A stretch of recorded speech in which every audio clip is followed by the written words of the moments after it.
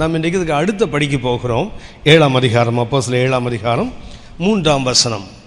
நீ உன் தேசத்தையும் உன் இனத்தையும் விட்டு புறப்பட்டு நான் உனக்கு காண்பிக்கும் தேசத்துக்கு வா என்றார். கர்த்தருடைய அழைப்பில் 2 நோக்கங்கள். ஒரு நோக்கம் என்ன? உன்னுடைய தேசத்தை விடு, அடுத்தது உன்னுடைய இனத்தை விடு. ஆபிரகாமின் அழைப்பில் 2 விட வேண்டும். ஒன்று என்ன விடணும்? தேசத்தை விடணும். 2வது எதை விடணும்? இனத்தை விட வேண்டும். ஆனால் இந்த இவ்வளவு மேன்மையான ஒரு அழைப்பை பெற்ற ஆபிரகாம், கர்த்தர் நேரடியாக தரிசனமானார், கர்த்தர் அவருக்கு காட்சி கொடுத்தார், கர்த்தரை அவரை அழைத்தார். இத்தனை மேன்மையான தரிசனங்களை பெற்றிருந்தும் ஆபிரகாமுடைய கீழ்ப்படியாமையை தான் நாம் இதில் பார்க்கிறோம். ஆபிரகாமுடைய அழைப்பில், புனித பயணத்தில் நாம் கற்றுக்கொள்ளும் முதலாவது பாடம் என்ன? நமது அழைப்பு நம்ம எல்லாருக்குமே தெரியும், நாம் எதற்காக அழைக்கப்பட்டிருக்கிறோம். ஆனால் முழுமையாக கீழ்ப்படுகிறோமா என்று பார்த்தால் அதுதான் இல்லை. ஆபிரகாமுக்கு 2 ஃபேக்டர்ஸ் அதில். ஒன்று என்ன? தேசத்தை விடு, இனத்தை விடு. ஆபிரகாம் தேசத்தை விட்டார், இனத்தை விடலை. ஆபிரகாமுடைய கீழ்ப்படியாமை என்ன? அவர் கர்த்தர் சொன்னபடி என்ன பண்ணார்? அந்த மெசொப்பொத்தாமியா விட்டு புறப்பட்டு வந்தார். ஆனால் யாரை விடலை? தகப்பனையோ லோத்துவையோ என்ன செய்யலை, அவர் விடவில்லை. தேசத்தை விட சொன்னார், அவர் விட்டார். அது இனத்தை, எனக்கு பெரும்பாலானவர்களுக்கு பார்த்தீங்கன்னா அழைப்பு இதுதான் தெரியுது, பாதியை விட முடியுது, மீதியை விட முடியல. தான் பிரச்சனை. குறிப்பாக எதை விட முடியல? இனத்தை விட முடியல. நம்ம எல்லாருக்கும் தெரியும், கர்த்தர் சொன்னார், மனுஷனை படைத்து அவர்லேருந்து பெண்ணை எடுத்த போது கர்த்தர் சொன்னார், நீ என்ன செய்யணும்? தகப்பனும் தாயையும் விட்டு மனைவியோடு என்ன செய்யணும்? இசைந்திருத்தலாம் என்ன? பிசைஞ்ச மாவு மாதிரி எசைஞ்சிருக்கிறது. சரியா? தண்ணி ஊற்றி மாவை பிசைஞ்சு அப்புறம் எப்படி பிடிக்க, அப்படி கணவன் மனையும் எசைஞ்சு இருக்கணும். இது யாருக்கு? பையனுக்கு. பையனுக்கு கர்த்தர் என்ன சொல்லிட்டாரு? ஆதியாகமம் 2:24-25 சொன்னார், இது நிமித்தம் என்ன செய்யணும்? நீங்கள் 2 பேரும் 2 உடல் அல்ல, ஒரே உடல். ஆகவே என்ன செய்யணும்? தகப்பன் தாயை விட்டு பிரிந்து மனைவியோடு என்ன செய்யணும்? நம்மளால் அதை கல்யாணம் ஆன பிறகு இல்லை, குழந்தையிலே அதை கற்றுக்கொள்ளுகிறான். அம்மாவை அப்பாவை எப்படி விடணுங்கிறது எப்போ கற்றுப்பான்னா, திருமணம் ஆன பிறகு இல்லை. நான் அடிக்கடி சொல்லுவேன், இந்த சர்ச்சுக்கு பிள்ளைங்களை கூப்பிட்டு வரேன் தெரியுங்களா? கூப்பிட்டு வரும்போதே இந்த பையன் மாற கையை பிடிச்சி கூடுதுன்னா கையை தட்டுவான், நானே நடப்பேன்னுவான். அதே பொம்பளை பிள்ளைங்களை பார்த்தீங்கன்னா 15 வயசானா கூட அம்மா தோலை பிடிச்சி தொங்கிட்டு வரும், இல்லைன்னா அப்பா கையை அப்படி பிடிச்சிப்பான். சரியா? இதுதான் ஆண் பிள்ளைக்கும் பெண் பிள்ளைக்குள்ள வித்தியாசம். ஏன்னா நம்மளால் வசனத்தை அப்படியே கை கொள்ளுகிறான். எப்போ கை கொள்ளுகிறான்? 2 வயசுலேயே ப்ராக்டிஸ் பண்ணிடுறான். 25 வயசில் அம்மாவை கையை விட்டுறதுக்கு என்ன பண்ணுறான்? 2 வயசுலேயே கையை தட்டிடுறான் ஆள். நம்மளால் வசனத்துக்கு ரொம்ப ஃபாஸ்ட்டாக இருப்பான். ஆனால் பெண்கள் இருக்குது அவ்வளோ ஈஸியாக அம்மாவையும் அப்பாவையும் விடாது, இனத்தை விடாது. அதனால தான் கர்த்தர் சங்கீதம் 45:10 வாசிங்க. சங்கீதம் 45:10. குமாரத்தியே கேளு. அன்னைக்கு மாத்திரம் இன்னைக்கும் சொல்றேன், குமாரத்தியே கேள். நீ உன் செவியை சாய்த்து என்ன செய்யுது? செவியை சாய்த்து என்ன பண்ணு?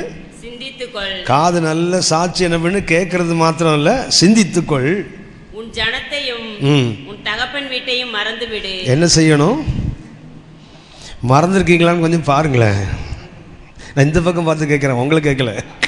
ஏன்னா அவங்கள ஏற்கனவே மறந்தவர்கள். யோசித்து பாருங்க.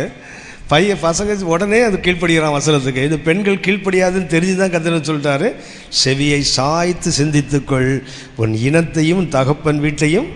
அவனுக்கு அது பிரிந்து வர சொன்னார், மறக்க சொல்லலை. பெண்ணுக்கு மறந்தே வர சொல்லியிருக்கார். அப்போதுதான் ராஜா உன் அழகில் பிரியப்படுவார். இன்னைக்கு நாம் இன்னைக்கு என்ன செய்கிறோம்னா, அழைப்பின் ஒரு பகுதியை ஏற்றுக்கொள்கிறோம். எதை? தேசத்தை விடுனா விட்டுருவோம். ஆனால் எதை விட முடியலை?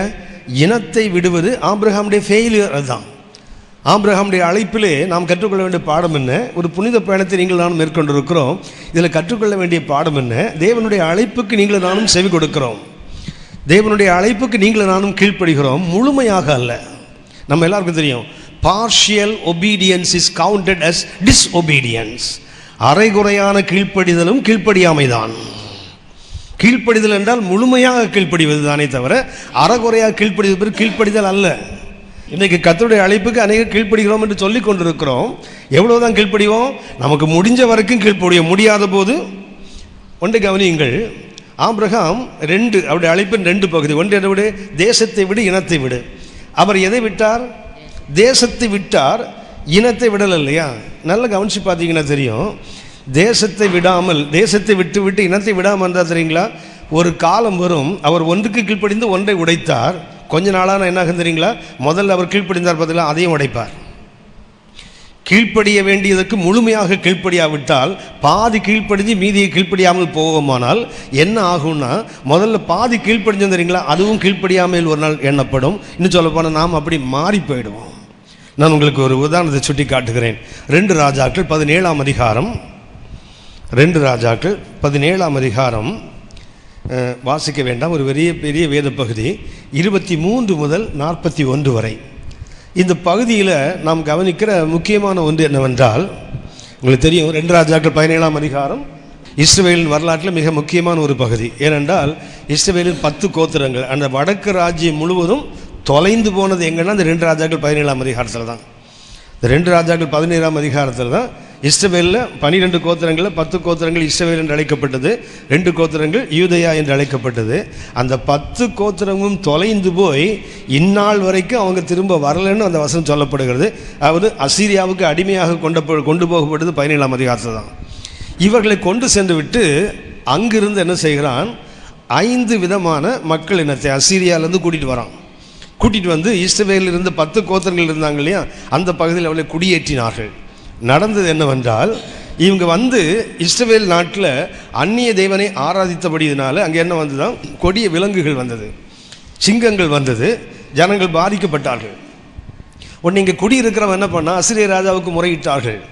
இந்த ஊரில் உள்ள சாமி கொஞ்சம் பொல்லாதவரான், யெகோவா கொஞ்சம் பொல்லாதவரான், அவர் ஊரில் உட்கார்ந்துட்டு அவரை வணங்காவிட்டால் அவர் தண்டிப்பாராம், நாங்கள் கஷ்டப்படுறோம்.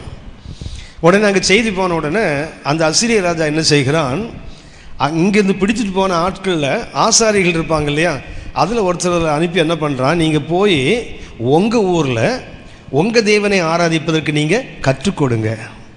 வந்து கற்றுக் கொடுத்தார்கள்.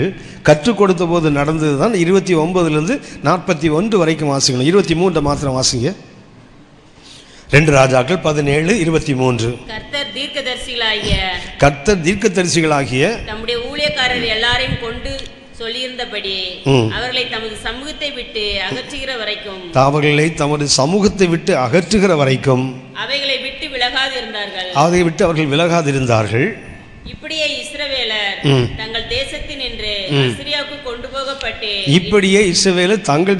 அசீரியாவுக்கு கொண்டு போகப்பட்டு இந்நாள் வரைக்கும் இருக்கிறார்கள். எங்க இருக்கிறாங்க? அசீரியால தான் இருக்கிறாங்க. நம்ம எல்லாருக்கும் தெரியும், இந்த 10 கோத்திரங்கள் போனாங்க, திரும்பி வந்ததாக வரலாறு இல்லை. ஆனால் அந்த 2 கோத்திரம் பாபிலோனுக்கு போயிட்டு 70 ஆண்டுகளுக்கு திருப்பி வந்தாங்க. அவர்கள் வந்ததாக வரலாறு இல்லை. வேதம் சொல்லுது, இந்நாள் வரைக்கும் எங்கே தான் இருக்கிறாங்க, அங்கே தான் இருக்கிறாங்க.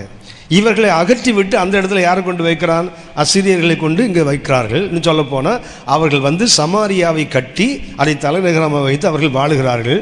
இங்கே தான் என்ன ஆகுது, பிரச்சனை வந்தபோது ஒரு இஸ்ரவேலின் ஆசாரியனை கொண்டு வந்து அவர்களுக்கு இஸ்ரவேலின் நாட்டில் இஸ்ரவேலின் தேவனை ஆராதிப்பது எப்படி என்று கற்றுக் கொடுத்தார்கள். அவர்கள் கற்றுக்கொண்டார்கள்.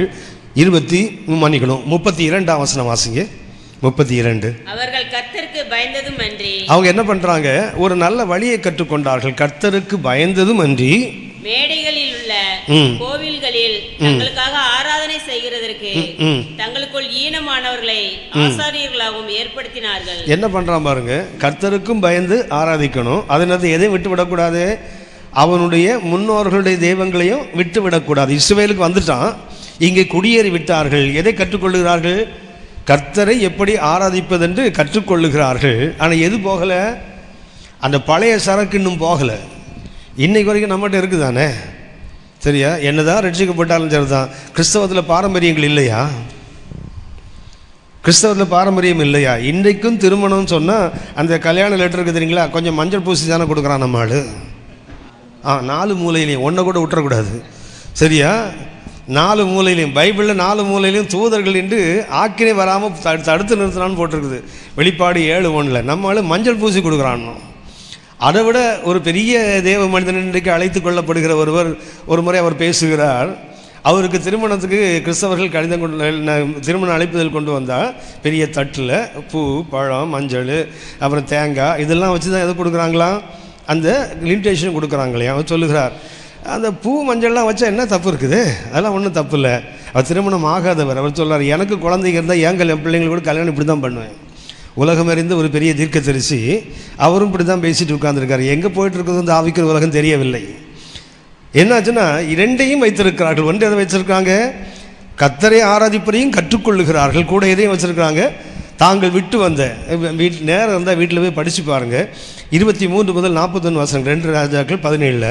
அது வாஸ்து பார்த்தீங்கன்னா அதில் ஒரு ஆழமான ஒரு கருத்தை நீங்களை நானும் கவனிக்கக்கூடும். என்ன தெரியுங்களா? அந்த அசிரியாவிலிருந்து 5 விதமான மக்கள் கூட்டம் வருகிறது. இந்த 5 மக்கள் என்ன பண்ணுறான் தெரியுங்களா? ஒவ்வொருத்தரும் அவனுடைய சாமியை கொண்டு வரான். கொண்டு வந்து எங்கே வரான்? சமாரியாவில் கொண்டு உட்கார்ந்துருக்கிறானுங்க. இவனுக்கு என்ன இருக்குது? ஒரு பக்கத்தில் 5 சாமி இருக்குது, இன்னொரு பக்கத்தில் என்னது? கர்த்தரும் இருக்கிறார். இவருக்கும் பயந்து என்ன பண்ணுறான்? ஈனமானவெல்லாம் ஆசாரியனா மாத்துறானா. அதே நேரத்தில் அந்த தெய்வங்களையும் வணங்குகிறார்கள். 2 பக்கமும் இருக்குது பாருங்களேன். என்ன ஆச்சரியம் என்றால், பின்னாடி யோவான் 4ஆம் அதிகாரத்தில் அந்த சமாரிய பெண்ணோடு இயேசு பேசும்போது சொல்லுவாதுங்களா, உனக்கு 5 புருஷர்கள் உண்டு சொன்னார் இல்லையா? அந்த 5 புருஷர்கள் யார் என்று அதாவது நமக்கு தெரியும். யோவான் நற்செய்தியில் மாத்திரம் பார்த்தீங்கன்னா ஒவ்வொரு அதிகாரத்திலும் ஒரு கருத்து இருக்கும், அதுக்கு பின்னாடி வேற ஒரு கருத்து இருக்கும். யோவான் நற்செய்தியில் மாத்திரம் பார்த்தீங்கன்னா ஒரு அதிகாரம் முழுதும் என்னதான் இருக்கும்? ஒரு நிகழ்ச்சி இருக்கும். அதை அடுத்து என்ன பண்ணுவார்? ரொம்ப தியாலஜிக்கலாக இறையியல் படி நிறைய விஷயங்களை சொல்லுவார். அதில் இந்த 4ஆம் அதிகாரம் என்ன தெரியுங்களா சொல்லுவார்? உனக்கு 5 புருஷன் உண்டு. 5 புருஷன் இருக்காங்க இல்லையா? 5 புருஷன் யாருன்னு சொன்னால், சமாரியாவில் வணங்கின அசிரியாவிலிருந்து கொண்டு வந்த 5 தெய்வங்கள் தான் 5 புருஷன். 6ஆவது இப்போ ஒருத்தர் இருக்கிறான். அது யார்? கர்த்தரை ஏற்றுக்கொண்டிருக்கிறாங்க. அவங்களுக்கு எத்தனை இருக்கிறாங்க? ஏற்கனவே 5 புருஷர்கள் என்பது யாருன்னு சொன்னால், அந்த 2 ராஜாக்கள் 17ஆம் அதிகாரத்தில் பார்த்தீங்கன்னா 5 மக்கள் இனங்கள் அசிரியாவிலிருந்து வர்றாங்க. ஒவ்வொருத்தரும் என்ன பண்ணுறான்? அவனுடைய தெய்வத்தை கொண்டு வருகிறான். அந்த 5 சாமியும் இருக்குது. 6ஆவது யாரையும் வைத்திருக்கிறான்? கர்த்தரையும் தேவனாக வைத்திருக்கான்னு சொல்லுவார். உனக்கு 5 புருஷன் இருக்கிறான், 6ஆவது ஒரு புருஷன் இருக்கிறான். இப்போ யாரை தேடிட்டு இருக்கிற? 7ஆவது ஒரு ஆளை தேடிட்டு இருக்கிற. அவர் தான் பரிபூர்ணமான ஆண்டவராகிய இயேசு. அப்படின்னா தெய்வங்கள் வேதத்தில் எந்த ஒரு வேத பகுதியை பார்த்தாலும் அதற்கு எழுத்தின்படியும் அர்த்தம் உண்டு, ஆவிக்குரிய அர்த்தமும் அதற்கு உண்டு. நான் ஏற்கனவே சொல்லியிருக்கேன், திரும்ப நினைப்பூட்டுகிறேன். யோவான் 6ஆம் அதிகாரத்தில் மன்னிக்கணும், யோவான் 5ஆம் அதிகாரத்தில் இந்த 38 ஆண்டுகள் ஒருவன் படுத்திருந்தான் இல்லையா பெரசா குளத்தில், ஞாபகம் இருக்குதா? அவன் எங்கே இருந்தான் தெரியுங்களா? அவனை சுற்றி எத்தனை மண்டபங்கள் இருந்தது? அவன் இருந்த அந்த பெரசா குளத்தில் 5 மண்டபங்கள். எத்தனை வருஷம் அங்கே படுத்திருந்தான் தெரியுங்களா? 38 ஆண்டுகள். இது எழுத்தின்படி உண்மை. ஆனால் அதில் ஆவிக்குரிய அர்த்தம் எடுத்தீங்கன்னா 5 மண்டபங்கள் என்பது பஞ்ச ஆகமங்களை குறிக்கும். 5 ஆகமம் இருக்குத. யூதர்கள் எங்கே இருந்தானுங்க? குருடனாக, சப்பானியாக, ஊனனாக எங்கே இருந்தான்னா 5 ஆகமங்களுக்குள்ளே கிடந்தான். எத்தனை ஆண்டுகள் வனாந்தரத்தில் பயணம் செய்தான்? 38 ஆண்டுகள். அவங்க ஒருத்தன் படுத்து கிடக்கிறான 38 ஆண்டுகள் என்பது அந்த வனாந்தர பயணத்தை சுட்டி காட்டுவது. யோவானில் மாத்திரம் பார்த்தீங்கன்னா ஒவ்வொரு கருத்தும் மேலோட்டமாக ஒன்று இருக்கும், உள்ளே பார்த்தீங்கன்னா அதுக்கு வேறொரு கருத்து இருக்கும். அதைத்தான் 2 ராஜாக்கள் 17 நாம் கற்றுக்கொள்கிறோம். என்ன பண்ணுறான்? ஒரு பக்கத்தில் அவர்களுடைய பூர்வீக தெய்வங்களும் அவர்களுக்கு இருக்கிறார்கள். கடவுள் என்ன பண்ணுறான்? கர்த்தரை ஆராதிக்கவும் கர்த்தருக்கு ஊழியம் செய்யவும் கற்றுக்கொள்ளுகிறான். என்னன்னா 2ஐயும் ஒழுங்காக செய்ய மாட்டான், 2க்கு நடுவில் இருப்பான். ஒரு முறை ஒரு ஹிந்து சகோதரர் என்கிட்ட கேட்டார், பிரதர் எனக்கு ஒரு பைபிள் கொடுங்கன்னு கேட்டார். எதுக்குன்னு? நான் படித்து பார்க்கணுன்னு எனக்கு தோணுது. நான் அவர்கிட்ட கேட்டேன், நீங்கள் பகவத்கீதை படிச்சிருக்கீங்களா? நீ ஹிந்து தானே, பகவத்கீதை படிச்சிருக்கியா? இல்லைன்னார். முதல்ல அதை படிச்சுட்டு அப்புறம் இது தரேன் உனக்கு. ஏன்னா நீ எங்கே இருக்கேன்னு உனக்கு தெரியாத, நீ எங்கே இருக்கேன்னு முதல்ல உனக்கு தெரிஞ்சுக்கோ. அதாவது அப்போ தான் உங்களுக்கு தெரியும் தானே. ஒரு எலக்ட்ரானிக் ஐட்டம் ஒன்று வாங்குனீங்கன்னா முதல்ல என்ன சொல்லி தருவாங்களா? டோன்ட்ஸை கற்றுக் கொடுப்பான், அப்புறம் தான் டூஸ் கற்றுக் கொடுப்பான். முதல்ல என்ன செய்யணும்? செய்யக்கூடாதவைகளை கற்றுக்கொண்டால் தான் அதுக்கப்புறம் எதை செய்யணும்னு கற்றுக்கொண்டால் புரியும். எதை செய்யக்கூடாதுன்னு கற்றுக்கொள்ளாமல் செய்ய வேண்டியது மாத்திரம் கற்றுக் கொடுத்தா தப்பானதை வச்சு புஸ்குன்னு போயிட்டா என்ன பண்ணுறது? இங்கே 2 பக்கமும் வாழ கற்றுக்கொண்டார்கள். ஆபிரகாமும் அதைத்தான் செய்கிறார். ஒன்று என்ன பண்ணுறாரு? கர்த்தருடைய அழைப்புக்கு பாதி கீழ்ப்படுகிறார், அடுத்த பாதி ஒன்று நான் உங்களுக்கு சுட்டி காட்டுகிறேன். இயேசு தேசத்தையும் விட்டார், இனத்தையும் விட்டார். ஒன்று பரலோக தேசத்தை விட்டு தான் அந்த உலகத்துக்கு வந்தார். இங்கே வந்தபோது முதல் எதை விட்டார் தெரியுங்களா? மத்தேயு 4ஆம் அதிகாரம் 13ஆம் வசனம் வாசிங்க. நாசரேத்தை விட்டேன். எதை விட்டார்? எந்த நாசரேத்தில் அவர் ஞானத்திலும் பலத்திலும் தேவ கிருபையிலும் மனித தயவிலும் அதிகமாக விருத்தி அடைந்தாரோ, என்னைக்கு அவர் ஊழியத்துக்கு வருகிறாரோ, என்றைக்கு அவர் தன் அழைப்பை நிறைவேற்றுகிறாரோ, அப்போ என்ன பண்ணா தெரியுங்களா? நாசரேத்தை விட்டார். இன்றைக்கி நிறைய பேருக்கு நாசரேத்தை விட முடியல. நாசரேத்தை விட்டார். விட்டு தான் என்ன பண்ணுறாரு? கலிலேயாவுக்கு வருகிறார். அவர் விடுவதற்கும் காரணம் உண்டு, அவர் தெரிந்து கொள்வதற்கும் காரணம் உண்டு. நாசரேத்தை ஏன் விடணும்? இந்த நாசரேத்து தான் அவரை வளர்த்தது, இங்கே தான் அதை ஆளாக்கியது. ஆனால் அந்த நாசரேத்தில் அவர் ஒட்டி கொண்டு இருக்கவில்லை. உங்களுடைய என்னுடைய அழைப்பை நிறைவேற்ற வேண்டுமானால் அந்த என்ன செய்யணும்? அந்த சொல்கிறான நதி மூலம் ரிஷி மூலம் சொல்லுவாங்களே, அந்த பூர்வ ஜென்ம அந்த தொடர்பு இருக்குது தெரியுங்களா, அதை அறுத்து போடாத வரைக்கும் என்ன செய்ய முடியாது? நீங்களும் நானும் அழைப்புக்கு முழுமையாக கீழ்ப்படிய முடியாது. இயேசு முதல்ல எதை விட்டார்? நாசரேத்தை விட்டார், அதாவது அவருடைய தேசத்தை விட்டார். ஆபிரகாம் எதை விட்டார்? தேசத்தை விட்டார். ஆனால் அவர் எதை விடலை? இனத்தை விடலை இல்லையா? இயேசு இனத்தை விட்டார். மத்தேயு 12ஆம் அதிகாரம் 46 முதல் 50 வரை உள்ள வசனங்களை வாசித்து பார்ப்பீர்களானால் இயேசு தமது இனத்தையும் விட்டார். மத்தேயு 12:46 முதல். இப்படி அவர் ஜனங்களோட பேசுகையில் அவருடைய தாயாரும் சகோதரரும் அவரிடத்தில் பேச வேண்டும் என்று வெளியே நின்றார்கள். நிற்கிறாங்க, வெளியே வந்து நிற்கிறாங்க. இயேசுவிடத்தில் பேச வேண்டும் என்று யார் நிற்கிறாங்க? இயேசுடைய தாயாரும் அவருடைய சகோதரரும் உறவினர்கள் வந்து வெளியே நிற்கிறாங்க. நம்ம எடுத்துக்கொள்வோமே, நம்ம ஒரு இடத்துல பேசிகிட்டு இருக்கிறோம், அப்பா அம்மா இல்லை அண்ணன் தம்பி மாமா வச்சு அவரை வந்தான்னு வச்சுங்களேன், என்ன பண்ணுவோம்? தாய் குலமேன்னு ஓடிட மாட்டோம். ஆனால் இயேசு என்ன செய்கிறார்? அவங்க வெளியே வந்து பார்க்கணும்னு வெயிட் பண்ணுறாங்க. வாசிங்கம்மா. அப்பொழுது ஒருவன் அவரை நோக்கி, உம்முடைய தாயாரும் உம்முடைய சகோதரரும் உம்முடைய பேச வேண்டும் என்று வெளியே நிற்கிறார்கள் என்றான். தம்மிடத்தில் இப்படி சொன்னவனுக்கு அவர் பிரதியுத்தரமாக, என் தாயார் யார், என் சகோதரர் யார்? என்ன கேட்கறது தெரியுங்களா? அவங்களை நான் அப்புறம் பார்க்குறேன்னு கூட சொல்லலை.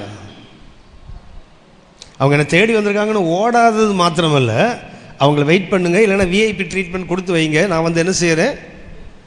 நம்ம ஊழியக்காரோட அம்மாவோ மனைவியோ, அம்மா வந்தால் கூட பரவாயில்ல, காற்றுல விட்டுருவோம். மனைவி வந்தான்னு வச்சிங்களேன், அவ்வளோதான், விவிஐபி ட்ரீட்மெண்ட்டில் நடக்கும். ஐயோ அம்மா வந்துட்டாங்க, வராதவங்க வந்துட்டாங்க, என்னென்ன பாடுபடுறாங்க. ஏசு என்ன சொல்கிறார் பாருங்க, யார் எனக்கு தாய், யார் எனக்கு சகோதரர் என்று சொல்லுகிறார்.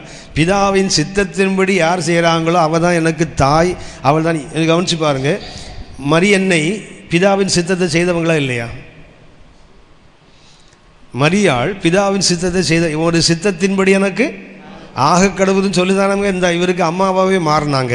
அப்போ பிதாவின் சித்தத்தை செய்யாதவங்களா? இயேசு என்ன சொல்லுகிறார்? பிதாவின் சித்தத்தின் செய்கிறதா எனக்கு தாய் என்று சொல்லுகிறாரே. அப்போ ஏற்கனவே அந்த அம்மா பிதாவின் சித்தம் செய்தவங்க தானே. ஆனாலும் ஏன் அவர்களை ஒதுக்குகிறார் தெரியுங்களா? அது மாம்சத்தில் வந்த உறவு, அதை காட்டிலும் இது தேவனுக்குள் இருக்கிற உறவு. நீங்களாம் இப்படி வந்துட்டோமான்னு கொஞ்சம் யோசித்து பாருங்க. நாம் இன்றைக்கு உறவுகளை துறக்க முடியுமான்னு பாருங்க. ஆபிரகாம் அதை செய்யவில்லை. ஆபிரகாம் தேசத்தை விட்டார், ஆனால் இயேசு ரெண்டையும் விட்டார், தேசத்தையும் விட்டார், இனத்தையும் விடுகிறார். ஆபிரகாம் இனத்தை விடலை, தகப்பன் சகோதரனுடைய மகன் கும்பலா கூட்டித்தானே வந்தார். அப்படியானால் அழைக்கப்பட்டவர்கள் நாம் இன்றைக்கு சொல்லுகிறோம். ஆபிரகாம் செய்த தவறு என்ன? டிஸ்ஓபீடியன்ஸ் ஆஃப் ஏப்ரஹாம். ஆபிரகாமுடைய கீழ்ப்படியாமை என்ன? ஒன்றுக்கு கீழ்ப்படிந்து ஒன்றுக்கு கீழ்ப்படியாதது நம்ம எல்லாருக்கும் தெரியும். கிணறை தாண்டாமல் இருந்தால் நல்லது, கிணறை தாண்டா முழுசாக தாண்டிடணும். பாதி கிணறு தாண்டா என்ன ஆகும்? பல்லெல்லாம் போயிடும், அவ்வளோதான். இதில் போய் இடிச்சில்ல கீழே விடணும், அதோட பல்லோடு முழுசாக அந்த பக்கமாக நின்று தொலைக்கலாமே. அங்கே அதை விட்டு விட்டோம், ஆனால் எங்கே போக முடியல? அடுத்த பக்கத்துக்கு போக முடியலன்னா இழப்பு உங்களுக்கும் எனக்கும் தான். ஆபிரகாமுடைய இழப்பை நான் 3 இழப்பை நான் உங்களுக்கு சுட்டி காட்டுகிறேன். ஆதியாகமம் 11:31 வாசிங்க. ஆதியாகமம் 11:31. தேராகு தன் குமாரனாகிய ஆபிரகாமையும் ஆரானுடைய குமாரனும் தன் பேரனுமாய் இருந்த லோத்தையும் தன் குமாரன் ஆபிரகாமுடைய மனைவியாகிய தன் மருமகள் சாராயையும் அழைத்துக் கொண்டு அவர்களுடனே ஊர் என்கிற கல்தேயருடைய பட்டணத்தை விட்டு கானான் தேசத்துக்கு போக புறப்பட்டான். கவனிச்சிங்களா? அழைக்கப்பட்டவர் தேராக ஆபிரகாமா? ஆனா அந்த வசனம் என்ன சொல்லுதுங்க? அழைக்கப்பட்டவர் தேராக மாதிரி எழுதிருக்கு பாருங்களா. இல்ல, அழைக்கப்பட்டது ஆபிரகாம், ஆனால் அந்த அழைப்பின் மகிமை யாருக்கு கொடுக்கப்படுதுங்களா? தேராகுக்கு. ஆபிரகாம் அந்த அழைப்புக்கு முழுசா கீழ்ப்படிந்திருந்தால் ஆதியாகமம் 11:31 எப்படி இருக்கும் தெரியுங்களா? ஆபிரகாம் தன் மனைவி சாராளை அழைத்து கொண்டு தான் வாழ்ந்த ஊர் என்ற பட்டணத்தை விட்டு புறப்பட்டு கானானுக்கு வந்தான்னு எழுத வேண்டிய வசனம் வசனமா இருக்கு பாருங்களா. அந்த வசனம் யார் அழைத்து கொண்டு வர மாதிரி இருக்குது? அழைக்கப்பட்டவன் ஆபிரகாம், ஏனோ தேராக அவரை பரிதாபப்பட்டு கூட்டு வர மாதிரி எழுதிருக்கு பாருங்க ஆவியானவர். அப்படியானால் நீங்கள் நானும் அறகுறையாக கீழ்ப்படிந்தால் என்ன ஆகும் தெரியுங்களா? நம்முடைய அழைப்பின் மேன்மையை நீங்கள் நானும் இழந்து போவோம். இன்னொன்று நான் உங்களுக்கு சுட்டி காட்டுகிறேன். நாம் ரெண்டுல ஒன்றை இழந்தால் அடுத்து என்ன ஆபத்துன்னு சொன்னேன், ரெண்டாவதையும் இழப்பதற்கு வாய்ப்பு உண்டு. ஒரு வேத பகுதியை நான் உங்களுக்கு சுட்டி காட்டு, ஒரு வசனத்தை சுட்டி காட்டுகிறேன். உன்னத பாட்டு 5ஆம் அதிகாரம் 2-3 வசனங்களை வாசிங்க. உன்னத பாட்டு 5ஆம் அதிகாரம் 2-3 வசனங்கள். நான் நித்திரை பண்ணினேன், என் இதயமோ விழித்திருந்தது. ஒரு தேவனுடைய பிள்ளையோட ஒரு அற்புதமான அனுபவம். தூங்குறாங்க, ஆனா இருதயம் மாத்திரம் என்ன பண்ணுது, விழித்திருக்கிறது. 1 தெசலோனிக்கர் 5ஆம் அதிகாரம் 6ஆம் வசனத்துல வாசிக்கிறோம், நீங்கள் உலகத்து மனுஷனை போல தூங்கக்கூடாதுன்னு போட்டிருக்குது. நீங்கள் இருளுக்குரியவர்கள் பகலுக்குரியவர்கள், ஆனால் மற்றவர்கள் தூங்குகிற போல நீங்கள் தூங்காமல்னு போட்டிருக்குது. ஒரு அற்புதமான அனுபவம் இந்த பெண்ணுக்கு இருக்கிறது. அவள் என்ன பண்றா, தூங்குகிறாள், அவள் இருதயமோ விழித்திருக்கிறது. கதவை தட்டுகிற என் நேசரின் சத்தத்தை கேட்டேன். தூங்கினால் கூட அவளுக்கு என்ன தெரியுது, இது என் நேசரின் சத்தம் என்று கண்டுகொள்ளக்கூடிய அந்த டிசர்னிங், பகுத்தறிகின்ற தன்மை அவளுக்கு இருக்கிறது. என் சகோதரியே, அவர் வெளியே தட்டுகிறார், என் சகோதரியே, என் பிரியமே, என் பிரியமே, என் புறாவே, என் புறாவே, என் உத்தமியே, என் உத்தமியே, கதவை திற. என் தலை பனியினாலும், என் தலை பனியினாலும், என் தலைமை இரவில் பெய்யும் தூறலினாலும் நனைந்திருக்கிறது என்றார். எவ்வளவு நேரம் தட்டுறாருன்னா, இரவில் பெய்த மழை. இரவு எப்போ ஆரம்பிக்கும், சாயங்காலம் 6 மணிக்கு ஆரம்பிச்சார் இரவு. அப்போ இருந்து என்ன பண்றார், அவ கதவை தட்டுகிறார். பனி எப்போ வரும், சங்கீதம் 113 வாசிக்கிறோம், விடியற் காலத்தின் கற்பத்தில் பிறக்கும் பனி. அப்படின்னா இரவெல்லாம் மழையில் நனைஞ்சிட்டே தட்டுகிறார். விடியற் காலத்தில் பெய்கிற காலை 3 முதல் 6 மணி வரை தான் விடியற் காலம், 4ஆம் ஜாமம். அதில் என்ன ஆகுது, பனியிலும் நனைந்து கொண்டு கதவை தட்டுகிறார். தட்டுகிறவர்கிட்ட எது மாத்திரம் போகலை, அன்பு மாத்திரம் போகலை. பாருங்க, என் பிரியமே, என் புறாவே, என் ரூபவரியே, உத்தமியே. அக்கள் என்ன சொல்லணும், என் சனியே, என் உதவி, என் பீட, இப்படி தான் திட்டணும் இல்லையா. ராத்திரி முழுவதும் மழையில் நனைஞ்சு காலையில் பனியில் நனைஞ்சா எப்படி இருந்திருப்பார் பாருங்க. அத்தனை துன்பங்களுக்கு நடுவிலும் நேசர் என்ன செய்யல, மணவாட்டியின் மேல் வைத்த அன்பை மாற்றிக்கொள்ளவில்லை. ஏன், அந்த மணவாட்டி மேல் வைத்த அந்த அன்பு என்ன பண்ணுது, அவள் கதவை திறக்க, அவளும் தூங்கலை, முழிச்சுதான் உட்காந்துருக்குது. திருட்டு கொட்டுன்னு சொல்றான் நம்ம ஊர்ல, அதான். உள்ள உட்காந்து என்ன பண்ணுது, விழித்திருக்குது இருதயம். தட்டுறது யாரும் தெரியுது, நேசரெண்டும் தெரிகிறது. ஆனா கதவை திறக்காம இருந்தா யோசித்து பாருங்களேன். நைட் ஷிஃப்ட் போயிட்டு 2 மணிக்கு ஒருத்தர் வீட்டுக்கு வராருன்னு வச்சிங்களேன், வந்து கதவை தட்டுறாருன்னு வச்சிங்களேன், என்ன நடக்கும் சொல்லுங்க. கதவை தட்டுறாங்க இல்லையா, ராத்திரி 2 மணிக்கு கதவை தட்ட என்ன ஆகும் சொல்லுங்களேன். என்ன ஆகும் தெரியுங்களா, அந்த வீட்டை தவிர மீதி எல்லா வீடும் திறக்கும். பார்த்துருக்கீங்களா, எந்த வீட்டு கதவை தட்டுறானோ அதை தவிர மீதி. நமக்கு எப்பயுமே அடுத்த வீட்டு கதவை தட்டினா தான் நமக்கு சத்தம் கேட்கும். நம்ம வீட்டு கதவை தட்டினா நமக்கு சத்தம் கேட்காது. கேட்குதில்ல, சத்தம் கேட்டு எப்போ எழுப்புவாங்க, கொஞ்சம் லேட்டானால் வெளியே நிற்கிறவர் உத்தமியே புறாவேன்னு சொல்லிட்டு இருப்பார். யோசித்து பாருங்க, 2 நிமிஷம் கதவை தட்டி திறக்கலன்னு வச்சிங்களேன், இயேசுநாதராக உயிர்த்தெழுந்து இயேசுநாதராக கதவை திறக்காமலே உள்ளே போயிடுவாள் நம்ம ஆள் இல்லையா. ஆனால் இவர் என்ன செய்றாரு, இரவில் பெய்த மழை, விடியற் காலத்தில் பெய்த பனியிலே நனைந்து தட்டி கொண்டிருக்கிறாள். அவளும் தூங்கிடலை, நித்திரை செய்கிறாள், இருதயம் விழித்திருக்கிறது. கதவை தட்டுகிறேன், நேசனின் சத்தம் என்று சொல்லுகிறாள். ஏன் கதவை திறக்கல தெரியுங்களா, 3ஆம் வசனம் வாசிங்க. என் வஸ்திரத்தை கழற்றி போட்டேன். பிரச்சனை என்ன, சட்டம் இல்லை. ஆடை என்பது என்ன, சபைக்கு ரட்சிப்பும் நீதியும். ஆடை என்பது என்ன, ரட்சிப்பும் நீதியும் தான். அப்ப இந்த மணவாட்டிக்கு என்ன இல்லப்போ, ஆடையும் ஆடை இல்லை என்ன அர்த்தம், என்ன ரட்சிப்பும் இல்லை, தேவ நீதியும் இல்லை. பரிசுத்தவான்களை நீதி தானே வெள்ளிய வஸ்திரம். சட்டை இல்லாம உட்கார்ந்து இருக்கிறா. அடுத்தது, நான் எப்படி அதை திரும்பவும் உடுப்பேன், எப்படி நான் அதை திரும்ப போடுவேன், என் பாதங்களை கழுவினேன், என் பாதங்களை கழுவினேன், நான் எப்படி அவைகளை திரும்பவும் அழுக்காக்குவேன் என்றேன். நல்ல கவனிங்க, அந்த அம்மாவுக்கு 2 இல்லை. ஒன்று என்ன, சட்டை இல்லை, 2வது செருப்பு இல்லை. என்ன இல்லை அவளுக்கு, சட்டை இல்லை, பாதரட்சியும் இல்லை. பாதரட்சி எது, சமாதானத்தின் சுவிசேஷத்துக்குரிய ஆயத்தம் என்னும். கவனிங்க, சட்டையை கலத்துறோம்னா முதல்ல எதை கலத்துவோம், பாதரட்சியை தான் கலத்துவோம். என்றைக்கு ஊழியத்தை அந்த சபை நிறுத்தினதோ அன்றைக்கு ரட்சிப்பு தானாக காணாமல் போயிடும். இன்றைக்கு சபைகள் எல்லாம் நம்ம என்ன நினைக்கிறோம், சபைக்குள்ளே வரவங்களை வச்சு நடத்துகிறவே மாத்திரம் போதாது, வெளியே இருக்கிறவன் உள்ளே வந்தால்தான் சபை உள்ளே இருக்கிறது வெளியே போய் இன்னும் அது பரவும் பெருகும். எப்போதுமே சபைக்குள்ள இருக்கிற விசுவாசிகளை வெளியே அனுப்ப கற்றுக்கொண்டால்தான் வெளியே இருக்கிறவங்கெல்லாம் உள்ளே வருவாங்க.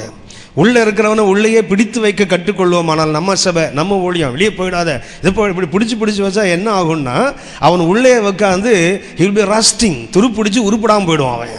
அவனை வெளியே அனுப்புனான், ஹில் பி ஆக்டிவ், ஓடுவான், குறிப்பாக யாராவது பிடிப்பான், சபைக்குள்ளே கொண்டு வருவான். அவன் வெளியே போனால் சபைக்கு முதல்ல குடைச்சல் குறையும்.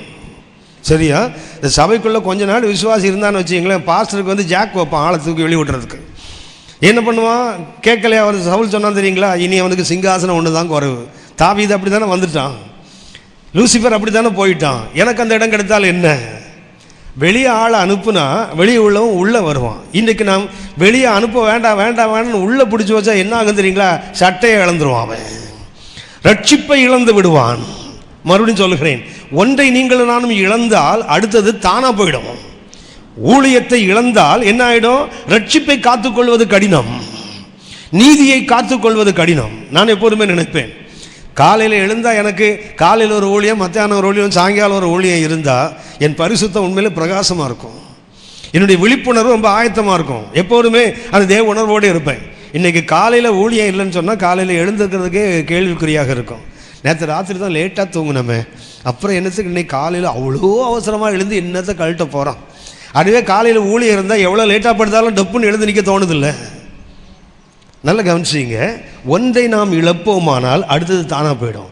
ஆபிரகாம் ஒன்றை உடைத்தார், அடுத்தது தானாக உடைஞ்சு போயிடும். அவருக்கு என்ன போயிட்டு அவருக்கு முதல்ல சொன்னேன், ஆதியாகமம் 11:31 அழைப்பின் மேன்மையை இழந்தார். அவர் அழைக்கப்பட்டது ஆபிரகாம், ஆனால் ஆவியானவர்கள் எழுதி வைத்திருக்க தேராக என்னவோ அழைக்கப்பட்டது மாதிரி எழுதி வைத்திருக்கிறார். 11:31 மறுபடியும் வாசிங்க.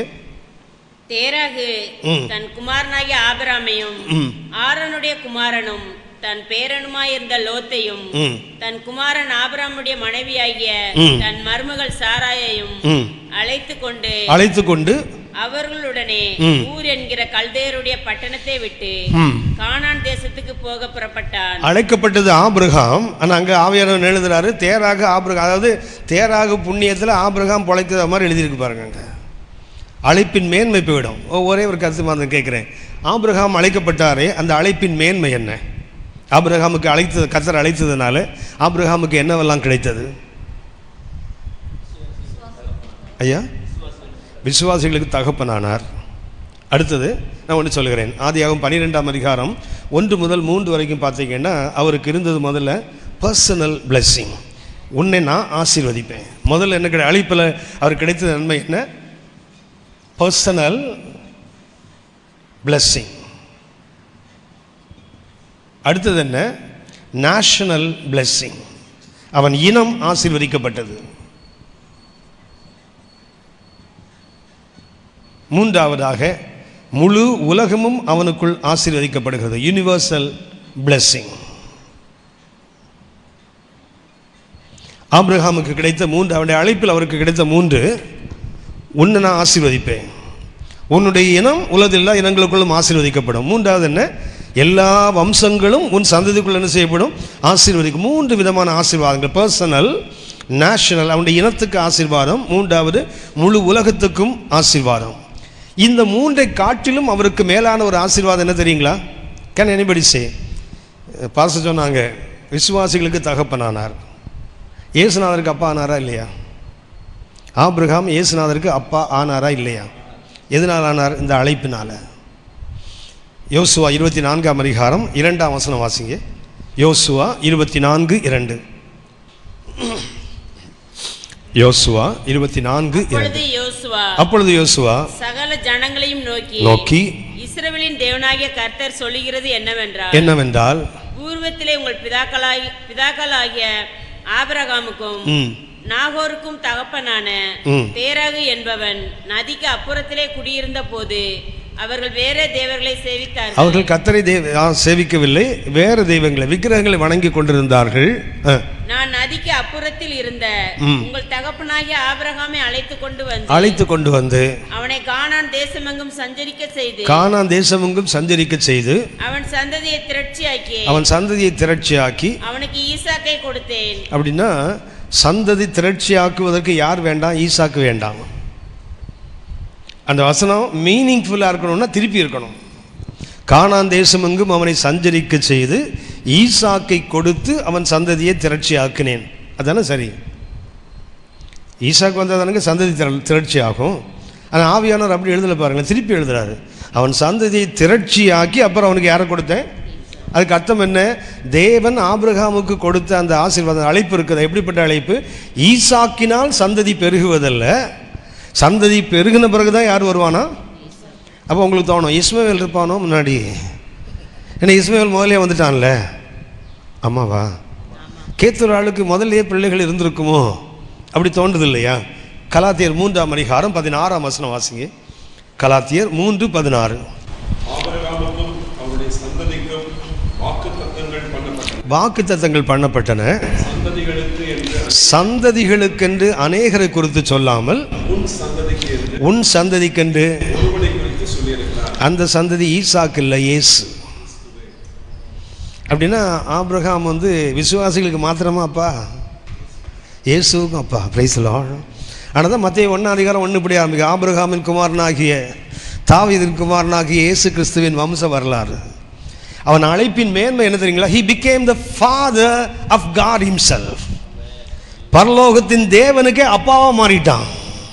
யோசித்து பாருங்க, உங்களுடைய அழைப்பின் மேன்மை என்னன்னு யோசித்து பாருங்க. இந்த அழைப்பை போய் ஆபிரகாம் அசட்டை பண்ணி அதை இழந்து போயிட்டார் பாருங்க. பரலோகத்தின் தேவனுக்கு தகப்பனாய் மாறுகின்ற, சொல்லப்போன பரலோகத்தின் தகப்பன் ஆபிரகாமின் சந்ததி என்று அழைக்கப்படுகின்ற ஒரு மேன்மை இந்த அழைப்பில் உண்டு. ஆனால் ஆபிரகாம் அதை உடைத்ததுனால் என்ன தெரியுங்களா? இன தேசத்தை விட்டார். எதை விடல? இனத்தை விட்டு இருந்தால் அந்த மேன்மை அவருக்கு அப்படியே இருந்திருக்கும். ஆனால் பரிதாபம் வருது, இழந்து போகிறார். என்ன தேராகு புண்ணியத்தில் இவர் கானானுக்கு வந்த மாதிரி ஆவியானவர் எழுதக்கூடிய ஒரு அவல நிலை வந்ததில்லை. ஒன்றை எப்போதும் புரிந்து கொள்ள வேண்டும், அழைக்கப்பட்டவர்கள் அழைக்கப்படாதவங்களை கூட அழைத்து கொண்டு போனால் ஆபத்து தான் வரும். இன்னும் சொல்ல போனால் நம்முடைய அழைப்பின் மேன்மை இழந்து போவதற்கு எல்லா வாய்ப்புகளும் உண்டு. இதுதான் ஆபிரகாமுடைய தோல்வி. அழைப்பில் ஆபிரகாமுடைய தோல்வி. It's a failure in obedience of Abraham. என்னவ 2ல் 1 கீழ் நம்ம நினைக்கிறோம், 1 கீழ்ப்படிந்தால் போதாதா? அதை முதல்ல சொன்னேன். Partial obedience is disobedience. அரைகுறை கீழ்ப்படிதலும் கீழ்ப்படியாமை தானே தவிர அது கீழ்ப்படிதல் அல்ல. ஆபிரகாம் அதைத்தான் செய்கிறார். அப்படின்னா அந்த அழைப்பின் மேன்மை இழந்து போச்சு இல்லை. 2ஆவதாக என்று சொல்லி காட்டுகிறேன். 11:32 வாசிங்க. ஆதியாகமம் 11:32. தேராகுடைய ஆயுசு நாட்கள் 205 வருஷம். தேராகு ஆரானிலே மரித்தான். தேராகு என்ன செய்தாரு? எந்த அழைக்கப்படாத தேராக கூட்டிட்டு வந்தாரோ அப்பாங்கிற மதிப்புக்கு அந்த அப்பாவை இழக்கிறார் பாருங்க. ஒன்று அழைப்பின் மேன்மையை இழந்தார், அடுத்தது இழக்கிறார் தகப்பனையே இழக்கிறார் பாருங்க. இவர் இழந்த இந்த தேராக அவர் இழக்கிற வரைக்கும் என்ன செய்ய முடியாது? கர்த்தர் அவருக்கு திரும்ப சந்தித்து அந்த அழைப்பை மறுபடியும் புதுப்பிக்க முடியாது. 11:32 தேராக மரிக்கிறார். 12:1 கர்த்தர் மறுபடியும் தரிசனமாகி நான் உனக்கு காண்பிக்கும் தேசத்துக்கு போ என்று அவரை மறுபடியும் டைரக்ட் பண்ணுறார் பாருங்க. அப்போ கர்த்தர் எது வரைக்கும் காத்திருக்கிறார்? அழைக்கப்படாதவனை கூட கூட்டிகிட்டு வந்தால் அவன் பிரிக்கப்படும் வரைக்கும் கர்த்தர் காத்திருக்கிறார் பேசுவதற்கு. அழைக்கப்படாத தேராக வந்தார், என்ன ஆச்சுது? அவனை இழக்க வேண்டிய அவசியம். அழைக்கப்படாதவங்களை கூப்பிட்டு போனீங்கன்னா நமக்கு மேன்மை போகிறது மாத்திரமல்ல, தேவையில்லாமல் உள்ளே அழைச்சிட்டு வந்ததுங்களா அவர்களை இழப்பதற்கும் ஆபத்து உண்டாகும். 3வது ஒன்றை சுட்டி காட்டி, இதில் இந்த அழைக்கப்படாத தேராக மாத்திரம் கூட யார் வராங்க? லோத்து வரார்ல. லோத்து அழைக்கப்பட்டவரா? லோத்து அழைக்கப்படாதவன். எதுக்கு கூட்டு வந்த? சகோதரன் பிள்ளைன்னு கூட்டு வந்த. இது அப்பான்னு கூட்டிகிட்டு வந்த. அது யாருன்னு கூப்பிட்டு வந்தீங்க? சகோதரன் பிள்ளைன்னு கூட்டிகிட்டு வந்தீங்க. என்ன நடந்தது? 13ஆம் அதிகாரம் ஆதியாகமம் 13ஆம் அதிகாரம் 9ஆம் வசனம் வாசிங்க. இந்த தேசமெல்லாம் உனக்கு முன் இருக்கிறது அல்லவா? இருக்கிறது அல்லவா? நீ என்னை விட்டு பிரிந்து போகலாம். நீ இடதுபுறம் போனால் நான் வலதுபுறம் போகிறேன். நீ வலதுபுறம் போனால் நான் இடதுபுறம் போகிறேன் என்றார். தேவையா இது? நீ கூட்டு வராமல் இருந்திருந்தனா உனக்கு இந்த பிரச்சனை வருமா? அப்படின்னு என்ன ஆகுது தெரியுங்களா? அழைக்கப்படாதவர்களை இழக்கின்ற வாய்ப்பு அடுத்தது. அழைப்பில் முழுமையாக கீழ்ப்படியா விட்டால் என்ன ஆகும்னா, ஒன்று அழைப்பின் மேன்மையை நாம் இழக்கிறோம். 2ஆவதாக யார் யாரை நம்ம அழைக்கப்படாதவங்களை கூட கூட்டிகிட்டு வரோமோ அவர்களை இழந்தே போவோம் ஒரு நாள். ஆபிரகாமுக்கு தேராக இழந்தார், அடுத்து யார் இழக்கிறார்? லோத்துவையும் இழக்கிறார். போகட்டும். 3வது ஒன்றை சுட்டி காட்டுகிறேன். 11:32 மறுபடியும் வாசிங்க. தேராகுடைய ஆயுசு நாட்கள் 205 வருஷம். தேராகு ஆரானிலே மரித்தான். என்ன ஆச்சு தெரியுங்களா? அழைப்பு பாதியில் நின்று போயிடுச்சு. அழைப்பு புறப்பட்டு வந்தார் இல்லையா, பயணம் என்ன ஆச்சுது? நின்றது. அழைக்கப்பட்ட அழைப்பு என்ன பயணம்? புனித பயணம். புனித பயணம் இப்போ என்ன நிற்குது? ஏற்கனவே நம்ம கவனித்தோம். ஊரில் இருந்து ஆரான் வரைக்கும் எவ்வளோ தூரம்? இது ஆரான், இது ஊர், இது சீகேம். கர்த்தர் இங்கே அழைத்து அவர் வந்தபோது தான் அவர்கிட்ட கர்த்தர் பேசினார். இது எவ்வளோ தூரம்னா 700 மைல். இது 400 மைல். 1100 மைல் வரணும். கர்த்தர் எப்படி அழைத்தார்? நான் உனக்கு காண்பிக்கும் தேசத்துக்கு வா. முதல்ல எங்கே இருப்போ வான்னு கூப்பிட்டாரு. ஆனால் அவர் ஆரானில் வந்து இருந்து விட்டார். அப்படின்னு நினச்சது அந்த புனித பயணம் பாதியில் நிற்குது பாருங்களேன். இன்றைக்கி அநேகர் தொடங்கினார்கள், ரெண்டாகத்தான் தொடங்கினார்கள். ஆனால் பாதியில் நிற்குது நிறைய ஊழியம், பாதியில் நிற்குது நிறைய பேருடைய அழைப்பு. பாதியில் நின்றால் என்ன ஆகும்? நமக்கு தெரிந்த ஒரு உதாரணத்தை நான் சுட்டி காட்டுகிறேன். அடிக்கடி இந்த யூத் மீட்டிங் போனால் நிறைய பேர் கேட்குற கேள்வி இது. யூத் மீட்டிங் மாத்திரம் இல்லை, தாத்தாக்களும் கேட்குற கேள்வி இதுதான். யாத்திராகமம் 4:24 வாசிங்க. யாத்திராகமம் 4ஆம் அதிகாரம் 24ஆம் வசனம். வழியிலே தங்குமிடத்தில் கர்த்தர் அவனுக்கு எதிர்பட்டு எதுக்கு கொல்ல பார்த்தார்? இதுதான் கேள்வி. உங்களுக்கு கேட்டுப்பாங்க, நீங்களே ஏதாவது சமாளிச்சிருப்பீங்க, இல்லைன்னா ஏதாவது பதில் சொல்லியிருப்பீங்கல்ல. அவர் தானே கூட்டு வந்தார், கர்த்தர் தானே கூட்டு வந்தார். அப்புறம் ஏன் வழியில் கொல்ல பார்த்தார்? ஐயா, விருத்த சேதனம் என்று நாம் சொல்லிட்டு இருப்போம் இல்லையா? அதில் சில கருத்துக்களை கவனிக்கணும். நான் முதல்ல ஒரு கேள்வி கேட்குறேன், தயவுசெய்து குழப்புகிறேன் என்று எண்ணிக்கொள்ளக்கூடாது, உங்களை சிந்திப்பதற்காக கேட்குறேன். மறுபடியும் வாசிங்க இந்த வசனத்தை.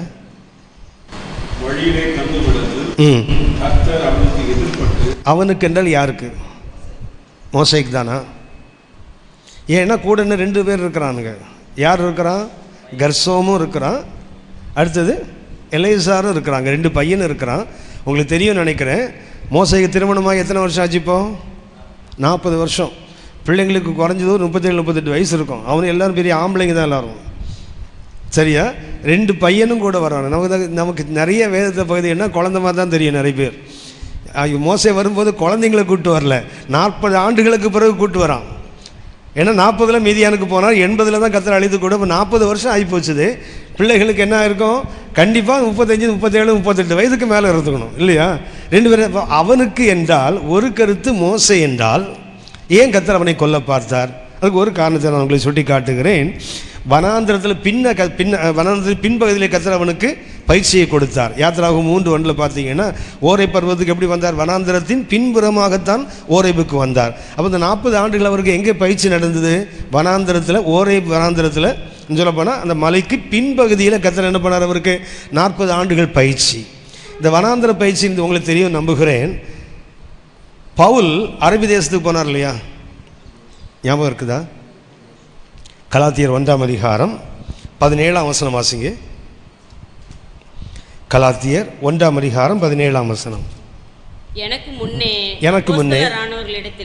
எருசலேமுக்கு போகாமலும் அரபி தேசத்திற்கு புறப்பட்டு போய் மறுபடியும் தமசு ஊருக்கு திரும்பி வந்து. எங்க போனார் அவர்? அரபி தேசத்துக்கு போனார் இல்லையா? அரபி தேசம் என்றால் என்ன? கலாத்தியர் 4ஆம் அதிகாரம் 25ஆம் வசனம் வாசிங்க. கலாத்தியர் 4:25 என்பது அரபி தேசத்தில் உள்ள சீனாய் மலை. அப்படின்னா அரபி தேசம் என்றால் அதே பவுல் தான் எழுதுறாரு. அது என்ன மலை? அது சீனாய் மலை. அப்போ இவர் அரபி தேசத்துக்கு போனோன்னா அந்த 3 வருஷம் எங்கே தான் இருந்திருக்காரு? இவர் போய் மோசேக்கு எந்த இடத்துல கர்த்தர் பயிற்சி கொடுத்தாரோ அந்த இடத்துல, அதே இடத்துக்கு இந்த மனுஷனும் போயிருக்கிறார் பாருங்க. 3 ஆண்டுகள் போய். ஏன்னா ஒரு பயிற்சி இடமாக, பயிற்சி களமாக அது பயன்படுத்தப்படுகிறது. 40 ஆண்டுகள் வனாந்தரத்தின் பின்புறத்தில் God taught him a deeper lessons. மோசேக்கு என்ன பயிற்சியை கொடுக்கிறார்? 40 ஆண்டுகள் ஒரு ஆழமான பயிற்சியை கொடுக்கிறார். கொடுத்து தான் கர்த்தர் அவரை சந்தித்து என்ன பண்ணுறாரு? நீ எகிப்துக்கு போ. மோசே போய் எங்கே போயிட்டாரு? ஓரை பர்வதம் மீதியானுக்கு தான் போகிறார். மீதியானில் போய் அங்கே இருந்து விட்டார். எவ்வளவு நாள் தங்கினார்னு போடலை. யாத்திராகமம் 4ஆம் அதிகாரத்தில் பார்த்தீங்கன்னா கர்த்தர் அவனை பேசுகிறார். உன்னை அனுப்புவேன். உன்னை எவ்வளோ சொன்னார்? வேறு யாரையாவது அனுப்புங்க. கர்த்தர் அதுக்கு முன்னாடி அடையாளத்தை கொடுத்தார் இல்லையா? முதல்ல அந்த கோல் அடையாளத்தை கொடுத்தார் தெரியுங்களா? அது எதை அடையாளம் என்றால் எதிரியின் மேல் அதிகாரம். கோலை கர்த்தர் கொடுத்து அடையாளத்தை கொடுத்தாரு. இது பிடிச்சால் பாம்பாகும், பிடிச்சா கோல் ஆகும். இதெல்லாம் என்னன்னு சொன்னால் சத்ருவின் மேல் அதிகாரம். 2வது அவன் கையில் ஒரு அடையாளம் கொடுத்தா தெரியுங்களா? பைக்குள்ளே போட்டால் குஷ்டரோகம் வெளியே எடுத்தால் அது அவனுடைய சுயத்தின் மேல் அவனுக்கு அதிகாரம். மோசேக்கு 2 அதிகாரத்தை கொடுக்கிறார். 3வது தேசத்தின் மேல் அதிகாரம். 10 வாதைகளை கொண்டு வருகிறார். இதெல்லாம் கொடுத்தது. இதெல்லாம் சொல்ல நீ போ, இல்லை என்றால் தண்ணீரை எடுத்து ஊற்றினால் அது ரத்தமாக மாறும். எல்லாவற்றின் மேலும் அதிகாரத்தை பெற்றுக்கொண்டு எங்கே போய் உட்கார்ந்துருக்கார்? மீதியான் தேசத்தில் போய் கம்முன்னு உட்கார்ந்துருக்கிறார்.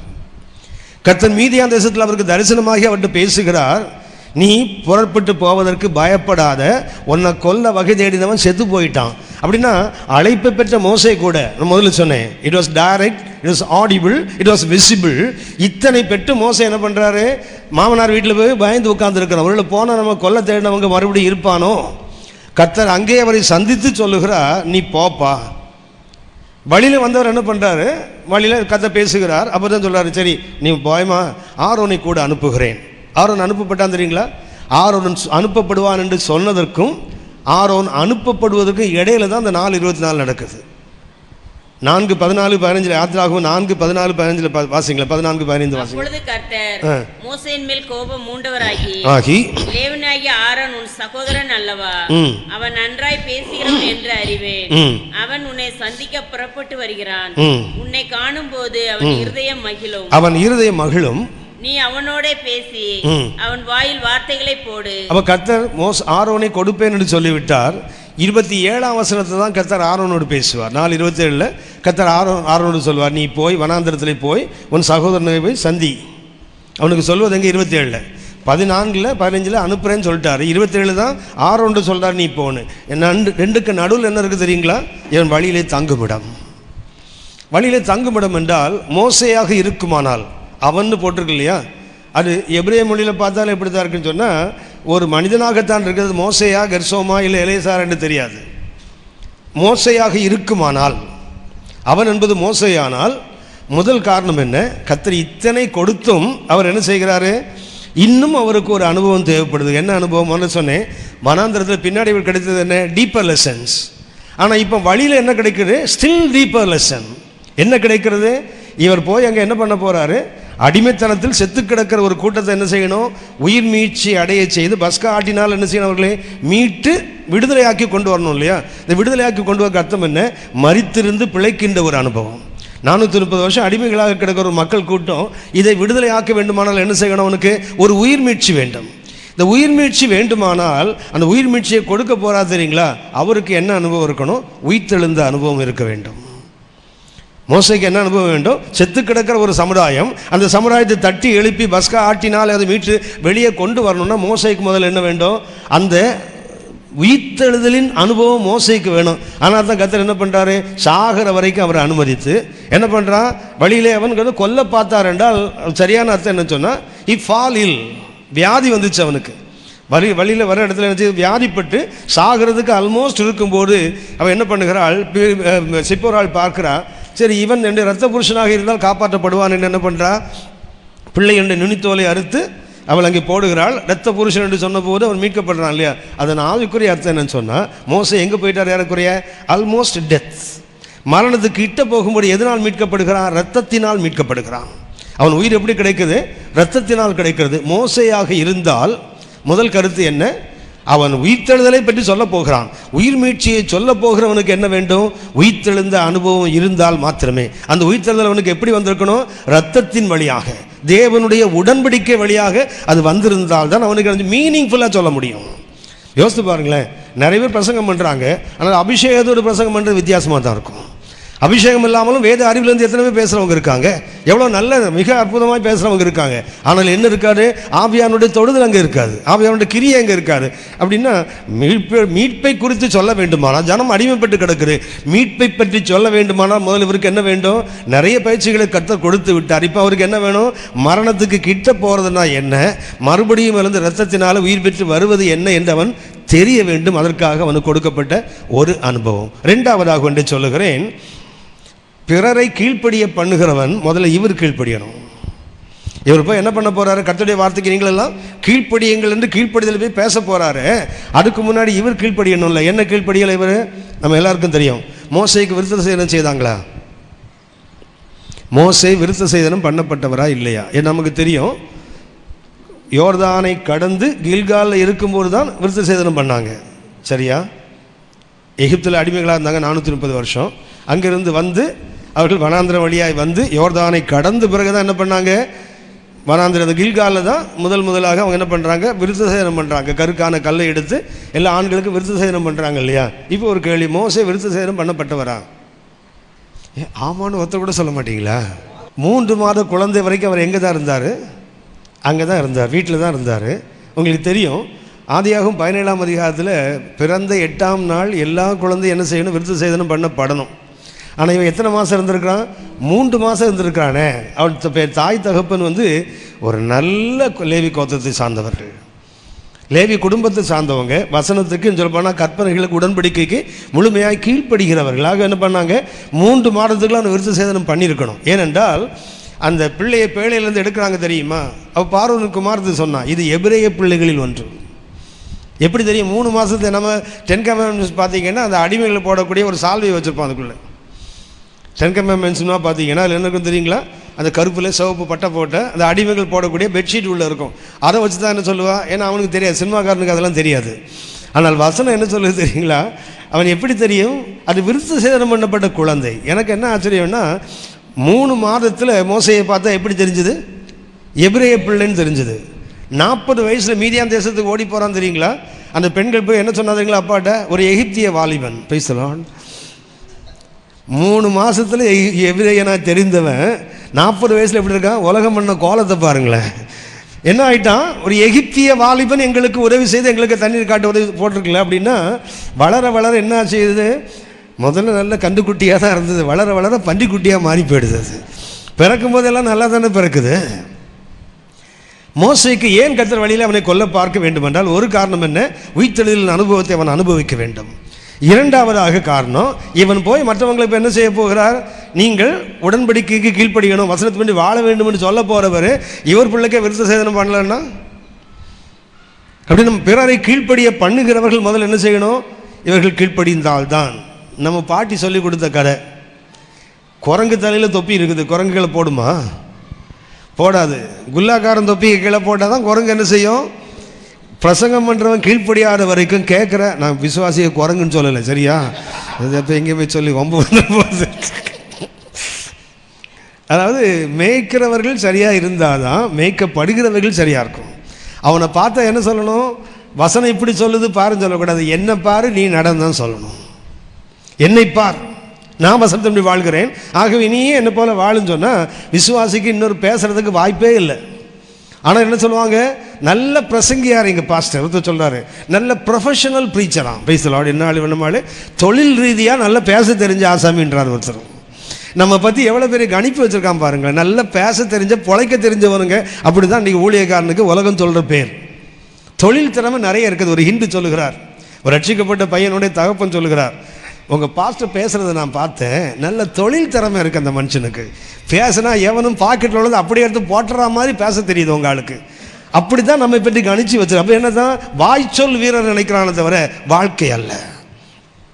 மோசே கர்த்தர் ஏன் கொல்ல பார்க்கிறார்? பிறருக்கு போதிக்க போகிற நீ முதல்ல என்ன செய்ய? உன் வீட்டை சரிப்படுத்திக்கொள், உன் பிள்ளைகளுக்கு விருத்த சேதனம் பண்ணு, அப்புறம் அவனை நடத்த போகலாம். 3வது ஒரு காரணத்தை சொல்லுகிறேன். கர்த்தருடைய ஊழியத்தை செய்கிறவர்கள் தேவனுடைய வசனத்துக்கு கீழ்ப்படிவதற்கு காலதாமதம் கூடாது. No delay. உங்களுக்கு தெரியும் தானே? கீழ்ப்படி அந்த காலந்தாழ்த்தல் என்ன ஆகுது தெரியுங்களா? ஒரு காலத்தில் அது நமக்கு நியாயமாகவே தெரிஞ்சிடும். ஒரு பிரசங்கம் கேட்குறோம், இல்லை ஒரு வசனத்தை படித்த உடனே மனசில் உணர்த்தப்பட்டது தெரியுங்களா? உடனே செய்தால் தான் நீங்களும் நானும் செய்வோம். செய்யாவிட்டால் என்ன ஆகும் தெரியுங்களா? இதை செய்யாத நிறைய ஊழியக்காரனை கர்த்தர் நம்ம முன்னாடி காட்டுவார். பேசலாம், அவரே இப்படி இருக்கிறாரு, இவரே இப்படி இருக்கிறார். என்ன பண்ணுவோம் தெரியுங்களா? ரட்சிக்கப்பட்ட உடனே மனசுக்குள்ளே அந்த உணர்வுகள் வருது தெரியுங்களா? ஒரு அர்ப்பணிப்பு வருது தெரியுங்களா? அப்போவே அர்ப்பணிக்க கற்றுக்கொண்டால் தான் ஒழுங்காக இருக்க முடியும். எதையுமே கர்த்தர் பேசுகிற உடனே கீழ்ப்படிஞ்சால் தான் கீழ்ப்பட முடியும். இல்லைன்னா என்ன ஆகும் தெரியுங்களா? நாளாக நாளாக நாளாக மனம் கடினப்பட்டு போயிடும். ஊழியத்துக்கு ஒப்பு கொடுப்பதும் அப்படித்தான். கர்த்தர் ஊழியத்துக்கு வான்னு சொன்னோன்னா என்ன பண்ணும்? உடனே பவுல் செய்தார் தெரியுங்களா? தெருக்களில் இறங்கி இயேசுவே கிறிஸ்து என்று பிரசங்கித்தார் தெரியுங்களா? No delay at all. காலதாமதம் செய்ய என்ன ஆகுதுன்னா, நாம் காலதாமதம் செய்ய செய்ய செய்ய நம்முடைய கீழ்ப்படியாமல் இன்னும் அதிகமாகிட்டே போகும். மோசேக்கு 3 காரணங்கள். 1, உயிர்த்தெழுதலை அனுபவிக்க. 2வதாக பிறரை கீழ்ப்படிய வைக்க வேண்டியவன் கீழ்ப்படியணும். 3வதாக தேவன் உணர்த்தினதை செயல்படுத்துவதற்கு காலதாமதம் கூடாது. சரி, அடுத்த காரணம் சொல்லுகிறேன். அது கர்சோமாக இருக்குமானால், ஒருவேளை இந்த அவன் என்பது கர்சோமாக இருக்குமானால், கர்சோமாக இருக்க வாய்ப்பு இருக்கிறது. ஏனென்றால் 1 ஆதியாகமம் 17:14 வாசிங்க. ஆதியாகமம் 17:14. நுனித்தோலின் மாம்சம் விருத்த சேதனம் பண்ணப்படாதிருக்க நுனித்தோலில் ஆண் பிள்ளையாயிருந்தால் அந்த ஆத்துமா என் உடன்படிக்கையை மீறினபடியால் தன் ஜனத்தில் இராதபடிக்கு அருள் போவார். அப்படின்னா கர்த்தர் கொல்ல பார்த்தது மோசேயா கெர்சோமா? விருத்த சேதனம் பண்ணப்படாது கெர்சோம் தானே, ஆமாவா? அதுக்கு ஏன் போய் மோசையை கொல்ல போகணும்? அதான் அவன் செய்யலை, ஆனால் கர்த்தர் அவனை கொல்லுவேன்னு சொல்லலை, அப்பனை கொல்லுவேன்னு சொல்லலை. அது அந்த பிள்ளையை தான் கொல்லுவேன்னு சொல்லியிருக்காரு. நுனித்தோல் யாருக்கு அகற்றப்படலையோ அந்த ஆண் பிள்ளை தான் அறுப்புண்டு போகும்னு சொல்லியிருக்காரு. ஆண் பிள்ளையோட அப்பாவை அறுப்பேன்னு சொல்லலை. யாருக்கு கற்றுக் கொடுக்கப்படாதாலும் இழப்பு யாருக்கு? பையனுக்கு, அப்பாவுக்கு தான். நீ என் வேதத்தை மறந்தால் நான் ஒன்றை கொல்லுவேன்னு போடல, உன் பிள்ளையை மறப்பேன் தானே சொல்லியிருக்காரு. ஏனென்றால் பிள்ளை இழந்தால் தான் அப்பனுக்கு அதிகமாக வலிக்கும். ஒரு தாய்க்கு படுகிற அடியை காட்டிலும் அவள் பெற்ற பிள்ளைகளுக்கு படுகிற அடி அவளுக்கு அதிகமாக வலிக்கும். ஆனால் கர்த்தர் என்ன சொல்ல பாருங்க, எந்த ஆத்துமா விருத்த சேதனம் செய்யலையோ அதுதான் அறுப்புண்டு போகும்னு சொன்னாரே தவிர அப்படி தகப்பனை கொல்லுவேன்னு கர்த்தர் சொல்லலையே. புரியுதா உங்களுக்கு? அதனால தான் இது கர்சமாக இருக்க வேண்டும் என்று நிறைய வேத பண்டிதருடைய கணிப்பு. ஸோ இது டிஃப்ரெண்ட் வியூஸ் தான். உங்களுக்கு ஏற்கனவே ஒரு ப்ரீ டிட்டர்மின் மைண்ட் இருக்குது, இது மோசைதான்னு முடிவு பண்ணியிருக்கீங்க. நான் அதை மாற்ற விரும்பலை, பட் மாற்று கருத்து இருக்குங்கிறத உங்களுக்கு சொல்ல வரேன். எதுக்குன்னா தாமதிப்பதினால் வருகின்ற குளறுபடியே சொல்லுகிறேன் உங்களுக்கு. ஒழுங்காக மோசை தாமதிக்காமல் வழியில் தங்காமல் போயிருந்தாலும் அந்த பிரச்சனை வந்திருக்காதுல்ல, ஆமாவா? ஒன்று கவனிங்க, அந்த யாத்திராகும் 4:24 தெரியுங்களா? அது ஆங்கிலத்தில் பார்த்தீங்கன்னா வழியிலே தங்குமிடம்னு போட்டிருக்கு தெரியுங்களா? அதுக்கு எபிரேயமில் இன், ஆங்கிலத்தில் இன் என்ற வார்த்தை. இன் தெரியும் தானே உங்களுக்கு? இன் என்ன? சத்திரம். மோசை எங்கே தங்கினார்? எவ்வளோ நாள் தங்கினார் தெரியல. மாசக்கணக்கில் தங்கியிருந்தா யோசித்து பாருங்க. ஓரே பருவத்தில் கர்த்தர் பேசி ஒரு புஷ் பண்ண போது எங்கே போயிட்டார்? மீதியாலுமே உட்காந்துட்டார்ல.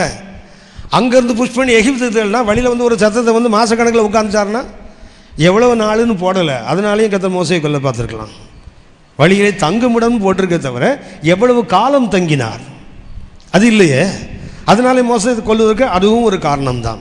சரி, கெர்சோமை கொல்லுவதற்கு, அது கெர்சோமாக இருந்தால் கொல்வதற்கு ஒரு காரணம் என்ன? அவன் விருத்த சேதனம் பண்ணப்படாதவன். பண்ணாத தகப்பனை கொல்லுவேன்னு கர்த்தர் சொல்லலை. விருத்த சேதனம் பண்ணப்படாத ஆத்துமா அந்த கோத்திலிருந்து அறுப்புண்டு போகும். ஆகவே அது கெர்சோமாக இருக்கலாம். இன்னொரு காரணத்தை சொல்லுகிறேன். யாத்திராகமம் 4ஆம் அதிகாரம் 20 முதல் 23 வரைக்கும் வாசிங்க. யாத்திராகமம் 4ஆம் அதிகாரம் 20 முதல் 23 வரை. அப்பொழுது மோசே தன் பிள்ளைகளையும் கழுதையின் மேல் ஏற்றிக்கொண்டு எகிப்து தேசத்துக்கு திரும்பினான். தேவனுடைய கோலையும் மோசே தன் கையிலே பிடித்து கொண்டு போனான். அப்பொழுது கர்த்தர் மோசேயை நோக்கி, இப்ப கர்த்தர் வழியில மோசேயிடம் பேசுகிறார். என்ன பேசுகிறார்? நீ எகிப்திலே திரும்பி போய் சேர்ந்த பெண், நான் உன் கையில் அளித்திருக்கிற அற்புதங்கள் யாவையும் பார்வோனுக்கு முன்பாக செய்யும்படி எச்சரிக்கையாயிரு. ஆகிலும் நான் அவன் இருதயத்தை கடினப்படுத்துவேன், அவன் ஜனத்தை போக விடான். அப்பொழுது நீ பார்வோனோட சொல்ல வேண்டியது என்னவென்றால், அப்போது நீ பார்வோனோட பேச வேண்டியது என்னவென்றால், இஸ்ரவேல் என்னுடைய குமாரன். இஸ்ரவேல் யார்? என்னுடைய குமாரன், என் சேஷ்ட புத்திரன். என் நம்ம ஊரில் சேஷ்டபுத்திரன், சேட்டபுத்திரன் நிறைய இருக்கிறான். சேஷ்டபுத்திரன் தான் பைபிளில் இருக்குது, முதல் பிள்ளை. நமக்கு சேட்டபுத்திரன் தான் பஞ்சமே இல்லை ஊரில். இஸ்ரவேல் யார்? அவருக்கு சேஷ்டபுத்திரனா சேட்டபுத்திரனா? சேட்டபுத்திரன் தான். எந்த இடத்துல பார்த்தாலும் கர்த்தருக்கு உபத்திரமும் யார்? அவன் தான். ஆனாலும் கர்த்தர்னு சொல்கிறாரு, இவன் என்னுடைய சேஷ்டபுத்திரன். உங்களுக்கு தெரியும், ஓசியா 11ஆம் அதிகாரம் 1ஆம் வசனத்திலிருந்து கொஞ்சம் வாசிங்க. ஓசியா 11 1ஆம் வசனத்திலிருந்து கொஞ்சம் வாசிங்க. 1-2 வசனங்களை வாசிங்க. ஓசியா, இஸ்ரவேல் இளைஞனாக இருந்தபோது வரவித்தானே, அவன் தான் என்னுடைய சேஷ்டபுத்திரன், அவனை அழைத்தேன். பின்னாடி பார்த்தீங்கன்னா இந்த சேஷ்டபுத்திரனுக்காக கர்த்தர் மனமுருகி பேசுவார். இப்போ இஸ்ரவேல் யார்? கர்த்தருடைய சேஷ்ட, அவருடைய முதல் பிள்ளை அவன் தான். இப்போ வாசிங்க 4. இல்லையா 4ஆம் அதிகாரம், யாத்திராகமம் 4ஆம் அதிகாரம். எனக்கு ஆராதனை செய்யும்படி என் குமாரனை அனுப்பிவிடு என்று கட்டளையிடுகிறேன். அப்போ இந்த இஸ்ரவேல் கர்த்தருக்கு யாரு? முதல் பிள்ளை சேஷ்டபுத்திரன், அவனை அனுப்பிவிடு.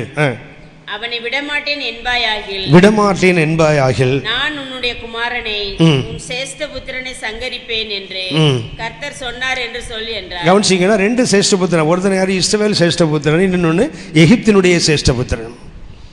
2 சேஷ்டபுத்திரனை கர்த்தர் காட்டுகிறார். ஒருத்தன் யாரு? இஸ்ரவேல் முழுவதும் கர்த்தருக்கு சேஷ்டபுத்திரன். அதே இதில் எகிப்தியிலையும் கர்த்தர் என்ன பார்வோனுக்கு சொல்லுகிறார், உன்னுடைய மூத்த பிள்ளைகள் எல்லாத்தையும் நான் செய்வேன், கொல்லப் போகிறேன். 2 சேஷ்டபுத்திரனை சொல்லிட்டு கர்த்தர் அப்படின்னா அந்த ஃபர்ஸ்ட் பாண்ட் இருக்கு இல்லையா, சேஷ்டபுத்திரன் இருக்குது, அதனுடைய மேன்மையை சொல்லிக்கொண்டே வருகிறார். வரும்போது என்ன சொல்கிறாரு, சேஷ்டபுத்திரனுக்காக அவனுடைய சேஷ்டபுத்திரன் நான் அழிப்பேன் என்று சொல்லிட்டு வந்த பிறகும் அந்த மோசே என்ன பண்ணுறார், வழியில் தங்கினார் என்றால், வழியில் கொஞ்ச நாள் தங்கிட்டாருன்னு சொன்னால் கர்த்தர் என்ன பண்ணுறாரு, அவனுடைய சேஷ்டபுத்திரனை தொட்டபோது தான் தெரியுது மோசைக்கு, ஆகா சேஷ்டபுத்திரனுடைய வேல்யூ எப்போ, இஸ்ரவேலுக்கு அவருடைய சேஷ்டபுத்திரன், எகிப்தில் உள்ளவங்கெல்லாம் பார்வோனுக்கு சேஷ்டபுத்திரன், நடுவில் யார் நிற்கிறான், மோசையின் சேஷ்டபுத்திரன். இவனை தொட்டா உனக்கு எப்படி வலிக்குது, இப்படி தான் அவனுக்கும் வலிக்கும் எனக்கும் வலிக்கும். Price the Lord. அதனால் அது யாராக இருக்கணும், கர்சவமாக இருக்க வேண்டும் என்ற ஒரு வாய்ப்பு இருக்குது. சரியா? 3வது ஒரு கருத்து இருக்குது, மோசையும் அல்ல கர்சவமும் அல்ல, அது யாராக இருக்கணும், எலெயாசாராக இருக்க வேண்டும். அவர் 2வது பிள்ளை. என்னங்க புது கரையாக இருக்குன்னு பார்க்குறீங்களா? இது யூதர்கள், நான் இப்போ சொல்கிறது யூதனுடைய ட்ரெடிஷன், யூதனுடைய பாரம்பரியம். யூதனுடைய பாரம்பரியம் என்ன தெரியுங்களா, மோசே மீதியான் நாட்டுக்கு போயிட்டார். அங்கே எத்தனை தன் மகளை அவனுக்கு திருமணம் செய்து கொடுக்கிறான். அவன் மூத்த பிள்ளை பிறந்தான் இல்லையா, கர்சோமை பிறந்த போது என்ன சொல்கிறான், இந்த தேசத்தில் தேவையான துக்கங்களை எல்லாம் மாற்றினார் என்று சொல்லி என்ன பண்ணுவாங்க, கர்சோம் என்று பெயர் கொடுத்த உடனே அவன் சொல்லுகிறான், அவன் பிறந்த 8ஆம் நாள் அதுக்கு விருத்த சேதனம் பண்ணணும்ல, அதை பண்ணிட்டான். ஏன் பண்ணிட்டான், மோசே புது மாப்பிள்ளை இல்லை, சிப்போராளுக்கு ரொம்ப ஒரு மாதிரி எக்ஸைட்மெண்ட் இருக்கும்ல, புதுசாக வந்தார் மாப்பிள்ளை, அவர் யார், கர்த்தர் நடத்தி வந்திருக்காதெல்லாம் சொல்லும்போது என்ன பண்ணான்னா, அவள் வேற ஒரு தேசத்தினுடைய மீதியான் தேசத்து ஆசாரியண்டு மகளில். ஸோ அவளுடைய நம்பிக்கை வேறு, மோசையின் நம்பிக்கை வேறு. ஆனால் முதல் பிள்ளை பிறந்தோன்னு என்ன பண்ணிட்டாலாம், சரி வீட்டுக்காரன் நம்பிக்கையின்படி என்ன செய்வோம், விருத்தசேதனம் பண்ணிடலான்னு சொன்னாலாம். 2வது எலெயாசார் பிறந்தபோது அவள் சொன்னாலாம், ஒரு பிள்ளை வான் ஜனத்தில், ஒரு பிள்ளை ஏன் இனத்தில். நம்ம வீட்டில் இல்லையா, நம்ம வீட்டில் இல்லை, ஒன்று அப்பா பிள்ளை ஒன்று அம்மா பிள்ளை இல்லையா. என்ன பண்ணாலாம் அவள், சிப்போரால் என்ன பண்ணாலாம், சரி மூத்த பிள்ளைக்கு உங்கள் மரத்தின்படி. இவன் நிறைய வீட்டில் பார்த்தீங்கன்னா கணவன் ஹிந்துவாக இருப்பார், பொண்ணு கிறிஸ்டியனாக இருப்பாங்க இல்லையா. பார்த்தீங்கன்னா என்ன பண்ணுவாங்க, 2 சாமியும் நாங்கள் வணங்குவோம், அந்த கூட்டம் ஆயிட்டான்னு சொல்கிறான் எபிரேயர்கள். இல்லை என்ன பண்ணுறான், முதல் பிள்ளைக்கு விருத்த சேதனம் பண்ணப்பட்டது, ஆனால் யாருக்கு பண்ணலை, 2வது பிள்ளைக்கு பண்ணலை. வழியிலே வரும்போது கர்த்தர் அவனை கொல்ல பார்த்த உடனே தான் சிப்போராளுக்கு ஸ்ட்ரைக் ஆகுது, ஆகா நம்ம கீழ்ப்படியாததுனால பிரச்சனை. யோசித்து பாருங்கள், கர்த்தர் சொன்னார்னு போட்டிருக்குதா, மோசையை உணர்த்தான்னு போட்டிருக்குதா, போடல. இவள் அந்த சூழ்நிலை வரும்போது யோசிக்கிறாள், உடனே என்ன பண்ணுறான், கருக்கான ஒரு கல்லை எடுக்கிறாள். அப்படின்னா அவளுக்கு ஏற்கனவே தெரிஞ்சிருக்குது. தெரிஞ்சிருந்ததுனால என்ன பண்ணுறா, 2 பிள்ளைக்கு பண்ணான்னு போடல, ஒருத்தனுக்கு தானே பண்ணான்னு போட்டிருக்குது. ஆமாவா, எத்தனை பிள்ளைக்கு பண்ணலவ, 1 தானே. அப்போ மூத்தவனுக்கு மாத்திரம் பண்ண இளையவனை கற்றுக்கொள்ள மாட்டாரா, புரியுதுங்களா உங்களுக்கு? அதனால முதல்ல உள்ளவனுக்கு ஏற்கனவே பண்ணி இருக்கணும், 2வது உள்ளவனுக்கு என்ன செய்யலை, பண்ணாமல், ஒன்று அவனுடைய நம்பிக்கைக்கு, ஒன்று அவளுடைய நம்பிக்கைக்கு. ஆகவே வழியில் வரும்போது பிரச்சனை வந்தோன்னு இவன் முடிவு பண்ணிட்டா, ஆகா நம்ம தப்பு பண்ணிட்டோம்டா. மோசை ஏன்டா விட்டான்னு கேட்டால் அவர் என்ன சொல்லுவாராம், மனைவி மேலுள்ள அன்புனால விட்டாராம். Praise the Lord. மனைவியை ப்ளீஸ் பண்ணுறதுக்கு என்ன பண்ணாராம் மோசே, தேவனுடைய கற்பனை என்று அறிந்தும் அவர் செய்யாமல் போனதுனால அது எலெயாசாராக இருக்க வேண்டும். சரியா? மொத்தம் 3 கருத்து, 3மே ஆபத்து தான். எதனால, வழியிலே தங்குனதுனால வந்த ஆபத்து. நான் திருப்பி அடுத்த கருத்துக்கு போகிறேன். வழியில் இருப்பது எப்போதுமே ஆபத்து தான். ஒன்றை நான் உங்களுக்கு இதில் சுட்டி காட்ட விரும்புகிறேன். அந்த சங்கீத, இப்போ நாம் என்ன பண்ணுவோம், இது வரைக்கும் ஆபிரகாமுடைய பயணத்தில் நாம் கவனித்தது என்ன, ஒன்று அவருடைய அழைப்பு, 2வது அழைப்பு என்ன பண்ணுறாரு, பாதியில் நிறுத்திட்டார். நிறுத்தினால் அவருக்கு என்ன ஆச்சுது, அவருடைய ஆசீர்வாதங்களை, ஒன்று அவருடைய அழைப்பின் மேன்மை போச்சு, 2வது அழைக்கப்படாதவர்களை அழைச்சிட்டு வந்தாலும் இழந்தார், 3வது அவருடைய பயணம் பாதியில் நிற்குது இல்லையா. இப்போ அவர் என்ன செய்யணும், அழைப்பில் பாதியில் நின்றுட்டார் ஆபிரகாம். இப்போது அவர் என்ன செய்ய வேண்டும்? நான் முதல்ல உங்களுக்கு சொன்னேன், ஆபிரகாமுடைய பயணங்கள் 15, ஆரோகண சங்கீதமும் 15. ஒவ்வொரு பயணமும் ஒவ்வொரு சங்கீதத்தோடு நேரடியாக மிக அற்புதமாக பொருந்தக்கூடியது. சங்கீதம் 120 தான் முதல் ஆரோகண சங்கீதம். அந்த முதல் ஆரோகண சங்கீதத்தில் 5, 6, 1ஆம் வசனத்தை வாசிங்க. என் நெருக்கத்திலே கர்த்தரை நோக்கி கூப்பிட்டேன். எங்க இருக்கிறார் சங்கீதக்காரர்? நெருக்கத்தில். ஆபிரகாமும் ஏறக்குறைய எங்கே தான் இருக்கிறாரு? நெருக்கத்தில் தான் இருக்கிறார். என்ன நெருக்கம்? அழைப்பின் மேன்மை இழந்தார், அருமையானவர்களை இழந்தார், பயணம் பாதியில் நிற்குது. இப்போ அவர் என்ன செய்ய வேண்டும்? 120ஆம் சங்கீதம், இந்த ஆரோகண சங்கீதம் உங்களுக்கு தெரியும். ஆரோகண சங்கீதம் வந்து ஏறி போகிற சங்கீதம். அழைக்கப்பட்ட அந்த நிலையிலிருந்து ஆபிரகாம் எங்கிருந்து அழைக்கப்பட்டார்? ஊர் என்ற இடத்துக்கு அர்த்தம் என்ன? அக்னி, பாதாளம், பள்ளத்தாக்கெல்லாம் கவனிச்சோம் இல்லையா? அங்கிருந்து அவர் எங்கே போகணும்? மம்ரைக்கு போக வேண்டும். டபுள் கேவ், இரட்டை குகைகள், அதாவது உயர்ந்த தேவ சமூகத்துக்கு போக வேண்டும். முதல் படி என்ன படி தெரியுங்களா? அவருக்கு ஒரு உணர்வு வர வேண்டும், ரியலைசேஷன். முதல்ல ஆபிரகாமுக்கு வர வேண்டியது என்ன?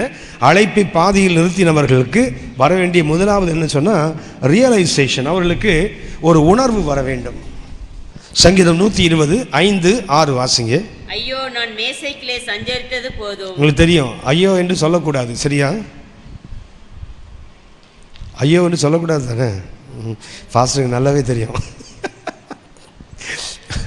ஐயோ என்று இந்துக்கள் சொல்லுவாங்க, ஐயோன்னு சொல்லக்கூடாதான். ஏன் சொல்லக்கூடாதுன்னா யமனோட மனைவிக்கு பேர் ஐயோவான். யமன் இருக்கார்ல, அந்த உயிரெல்லாம் எடுத்துகிட்டு போகிறார்ல, அந்த கதையில் அவரோட ரோலுக்கு அவருக்கு பேர் யமன், அவருடைய ஒய்ஃபுக்கு பேர் பேர் ஐயோவான்.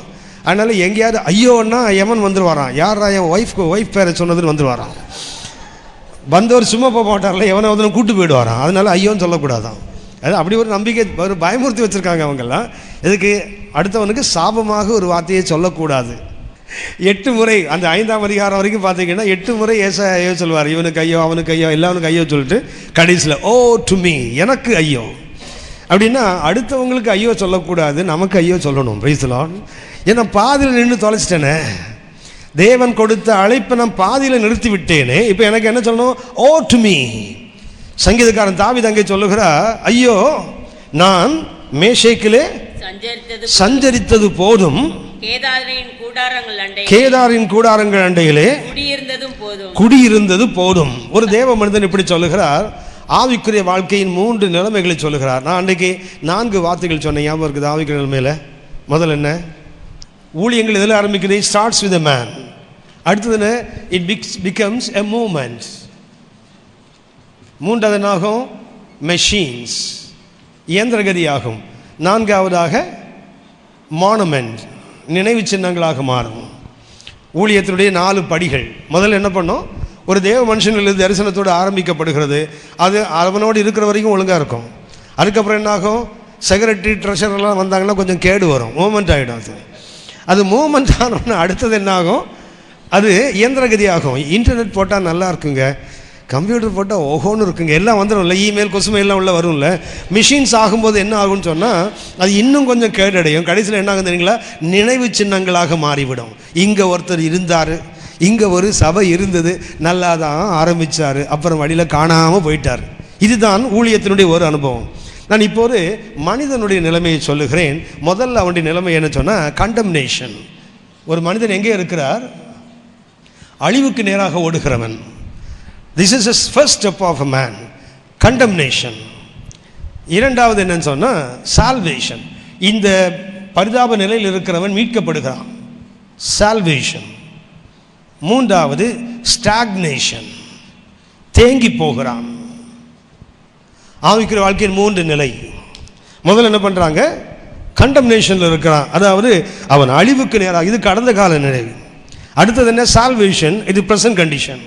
ஆனால் அடுத்தது என்ன தெரியுங்களா? ஸ்டாக்னேஷன், தேங்கி போய் நிற்கிறாங்க. இன்றைக்கி நன்றாக தொடங்கின அநேகர் பார்த்தீங்கன்னா தேங்கி போய் தான் நிற்கிறார்கள். ஆபிரகாமை போல அவன் தேங்கி நிற்கிறான். என்ன வேணும் அப்போ? இந்த உணர்வு என்ன வேணும்? I must have a realisation. நான் தேங்கி போயிட்டேனே. நான் இன்றைக்கி நிறைய பேர் நினைக்க தேங்கித்தான் நிற்கிறாங்க, ஆனால் என்ன சொல்லிட்டு இருக்காங்க? ஓடிக்கிட்டே இருக்கிறேன்னு சொல்லி தங்களை ஏமாற்றி கொண்டு இருக்கிறோம். நான் எப்போதுமே சொல்லுவேன், திரும்ப உங்களுக்கு நினைப்பூட்டுகிறேன், ரட்சிக்கப்பட்ட போது இருந்த ஆத்தும பாரம் உங்களுக்கு இன்றைக்கி இருக்குதான்னு பாருங்கள், இருக்காது. ரட்சிக்கப்பட்டவனால பைத்தியக்கார மாதிரி கண்டவனெல்லாம் ஓடி போய் சொன்னோம்ல, ஏசுதான் ஆண்டவர்னு சொன்னோம்ல. இன்றைக்கி என்ன சொல்லுது? நம்முடைய மூளை நிறைய வேலை செய்யுது, நிறைய வசனம் தெரிஞ்சிச்சுல்ல. கர்த்தர் ஞானத்தை கொடுத்துருக்கிறார் பிரதர். அன்னைக்கு ஞானம் இல்லை, கிறுக்கன் ஆகிட்டோம். அன்னைக்கு என்ன பண்ணோம்? பைத்தியம் வெறி பிடிச்ச மாதிரி பார்க்குறவனெல்லாம் சுவிசேஷம் சொன்னோம்ல, பார்க்குற கூட்டத்துக்கெல்லாம் ஓடணும்ல. இன்றைக்கி என்ன பண்ணுறோம்? எந்த கூட்டத்துக்கு போனாலும் பைபிளை திறக்காமல் உட்காந்து மார்க் போட்டு உட்காந்துருக்குறோம். ஏன்னா வளர்ந்துட்டோம்ல, நம்ம இன்றைக்கி பெருகி விட்டோமே. ஏன்னா ஸ்டாக்னேஷன், தேங்கி போன ஒரு நிலைமை தான். அவன் சொல்லுகிறான், ஐயோ, யாருக்கு ஐயோ? ஓ டு மீ. அவங்களுக்கு இவங்களுக்கு சொல்லிட்டு இருந்த காலம் போதும். இன்னைக்கு என்ன செய்யணும்? நான் ஓடிக்கொண்டிருக்கிறேன்னா தேங்கி போய் நிற்கிறேன்னு பார்க்கணும்ல. தேங்கி போயிட்டு இருக்கிற அநேகருக்கு தெரியல தாங்கள் தேங்கி போய் நிற்பது. என்னை ரொம்ப பாரப்படுத்தக்கூடிய ஒரு வசனம் உண்டு. சிம்சோனை விட்டு ஆவியானவர் போயிட்டாரு, அதை அவன் தெரியாமல் வழக்கம் போல எழுந்திருந்தான் போட்டிருப்பாருங்க. இன்றைக்கு அநேகருக்கு கர்த்தருடைய அபிஷேகமும் கர்த்தருடைய அழைப்பும் அவங்களுக்கு பாதியில் நிற்குது. ஆனால் அவங்க என்ன நினச்சிட்டு இருக்காங்க, எனக்கு ஒரு குறையும் இல்லை, நான் திரவிய சமயம்னு சொல்லி லவோதிக்கா சபை சொன்ன மாதிரி தான் சொல்லிட்டு இருக்கிறோம். இங்கே இந்த ஸ்டாக்னேஷனில் இருந்தால் என்ன செய்யணும்? ஐயோ, யாருக்கு? அடுத்தவங்களுக்கு இல்லை, நான் தேங்கிட்டேனே. என்ன சொல்லுகிறார்? நான் மேஷேக்கில் குடியிருந்தது போதும், சஞ்சரித்தது போதும், கேதாரின் கூடாரங்களிலே குடியிருந்தது போதும், சமாதானத்தை பகைக்கிறவன் குடியிருந்தது நான் போதும் என்று சொல்லுகிறாரே. அப்படி என்ன வரணும்? ஒரு ரியலைசேஷன். நம்ம எல்லாருக்கும் தெரியும், உணர்வு இல்லாவிட்டால் என்ன தெரியுங்களா? இந்த வாசிங்களா, ரோமர் 1:22 வாசிங்க. ரோமர் 1:22. ஆமாம், உணர்வு இல்லாத அவர்கள் அவர்கள் தேவனை அறிந்தும் தேவன் என்று மகிமைப்படுத்தாமலும் ஸ்தோத்தரியாமல் இருந்து தங்கள் இதயங்களில் வீணர்கள் ஆனார்கள். உணர்வு இல்லாத அவர்கள் இருதயம் இருளடைந்து போகும். இன்றைக்கு உணர்வு இல்லைன்னு என்ன தெரியுங்களா? இருளடைந்து போகின்ற ஒரு அபாயம் உண்டு. ஓடுறோம்னு நினச்சிட்டு இருக்கிறோம் நிறைய பேர், ஆனால் தேங்கி போய் நிற்கிறோம் ஒரு அவல நிலை. இதை தேங்கி போய் நிற்பதற்கு ஒரு உதாரணத்தை நான் சுட்டி காட்டுகிறேன். 2 சாமுவேல் 2:23 வாசிங்க. 2 சாமுவேல் 2:23. அவன் விலகி போக மாட்டேன் என்றபடியினால். யார் இவன்? ஆசகே. யார் இவன்? ஒருவன் அப்னேரை துரத்திட்டு ஓடிட்டே இருக்கிறான். தாவீதின் தளபதியாகிய யோவாபுடைய தம்பி ஆசகேல் என்ன செய்கிறான்? தோற்று ஓடுகிற அப்னேர் பின்னாடி ஓடிக்கொண்டே இருக்கிறான். அவன் சொல்லுகிறான், இப்போ வாசிங்கம்மா 23. ஆனாலும் அவன் விலகி போக மாட்டேன் என்றபடியினால். விலகி போக மாட்டேன் என்றபடியினால் அப்னேர் அவனை ஈட்டியின் பின்புற அழகினால் அவன் வயிற்றிலே குத்தினான். ஈட்டி முதுகிலே புறப்பட்டது. என்னாச்சு? ஈட்டின் பின்புறமே பின்னாடி வந்துட்டு. அப்ப எவ்வளவு ஃபாஸ்டா ஓடிப்பான் பாருங்க. ரதமே ஃபாஸ்டா ஓடுது. இவன் எப்படி ஓடுகிறவன்? 18 வாசிங்க. அங்கே செரியாவின் 3 குமாரராகிய யோவாபும் அபிஷாயும் ஆசகேலும் இருந்தார்கள். ஆசகேல் வெளியில் இருக்கிற கலைமான்களில் ஒன்றை போல வேகமாய் ஓடுகிறவன். உங்களுக்கு தெரியும், வேகமாய் ஓடுவது, சிறுத்தையை காட்டிலும் வேகமாக ஓடுவது கலைமான் தான். இந்த வேகத்தில் ஓடுற யாரு? இந்த ஆசாமி. இப்போ என்ன பண்ணுறான்? செத்து கிடக்கிறான் வழியில். ஒரு காலத்தில் ஊழியத்தில் ஓஹோன்னு ஓடினாருங்க. இப்போ எப்படி கிடக்கிறாரு? ஆணு வாயத்திலிருந்து கிடக்கிறாரு ஆள். கலைமானை போல ஓடுகிறவன் 23 வாசிக்கிறோம். ஈட்டி அவன் முதுகில் புறப்பட்டு வந்ததுனால அவன் செத்து விழுந்தான். வாசிமா. அங்கேதானே விழுந்து செத்தான். ஆசகேல் விழுந்து கிடக்கிற இடத்திலே. நல்ல கவனிச்சிங்க. ஆசகேல் விழுந்தால் பரவாயில்ல, கலைமானை போல ஒருத்தன் ஓடுனவன் இப்ப செத்து கிடக்கிறானே, நஷ்டம் அவனுக்கு மாத்திரமல்ல, கர்த்தருடைய அழைப்பை பெற்று ஓடிக்கொண்டிருந்தவர்கள் நின்று விட்டால் அந்த நின்றது அவங்களுக்கு மாத்திரம் இழப்பு அல்ல. வாசிமா. ஆசகேல் விழுந்து கிடக்கிற இடத்திலே வந்தவர்கள் எல்லாரும் தரித்து நின்றார்கள். கவனிச்சிங்களா? அழைப்புல ஒருத்தன் விழுந்து போனா, நின்று போனா அவனோடு போகாது கேடு. அவன் பின்னாடி வர அத்தனை பேர் நிற்கிறான் பாருங்க. அப்போ என்ன செய்தான்னா, யோவா என்ன பண்ணான்? அவனை பிடிச்சி என்ன பண்ணானுங்க? அவனை வெளியே தள்ளி பாதையை விட்டு வெளியே இழுத்து போட்டு கல்லை போட்டு மூடின பிறகு தான் மற்றவெல்லாம் போனான்னு போட்டிருக்குது. ஆனால் நமக்கு ஒரு மகிமை நம்பிக்கை இருக்குது. கலைமான்களை போட கர்த்தருக்காக ஓடின ஆபிரகாம் போன்றவர்கள் இன்னைக்கு பாதியில் நின்றிருக்கலாம். புனித பயணம் தடைபட்டு போயிருந்தால் என்ன செய்யணும்? ஐயோ என்றது ஒரு சுய வெறுப்பு வேண்டும், ஒரு சுய தரிசனம் வேண்டும். இன்றைக்கு தேவை வந்து தேவ தரிசனம் முக்கியமானது. அதுக்கு அடுத்தது என்ன தெரியுங்களா? சுய தரிசனம், அப்புறம் தான் பிற தரிசனம். ஏசாயா சொன்னானே, ஐயோ அதமானேன் என்று சொன்னானே, எப்போ வந்தது தெரியுங்களா? ராஜாவை என் கண்கள் கண்டதே. முதல்ல தேவ தரிசனம், அடுத்தது என்ன? சுய தரிசனம். ஐயோ நான் ஒரு பாவியான மனுஷனாச்சே. அடுத்தது சொல்லுகிறான், அசுத்த உதடுகளுள்ள ஜனங்கள் நடுவே வாழுகிறவன். பிற தரிசனம். தரிசனத்தின் 3 பகுதிகள். முதல்ல தேவ தரிசனம், சுய தரிசனம், பிற தரிசனம்.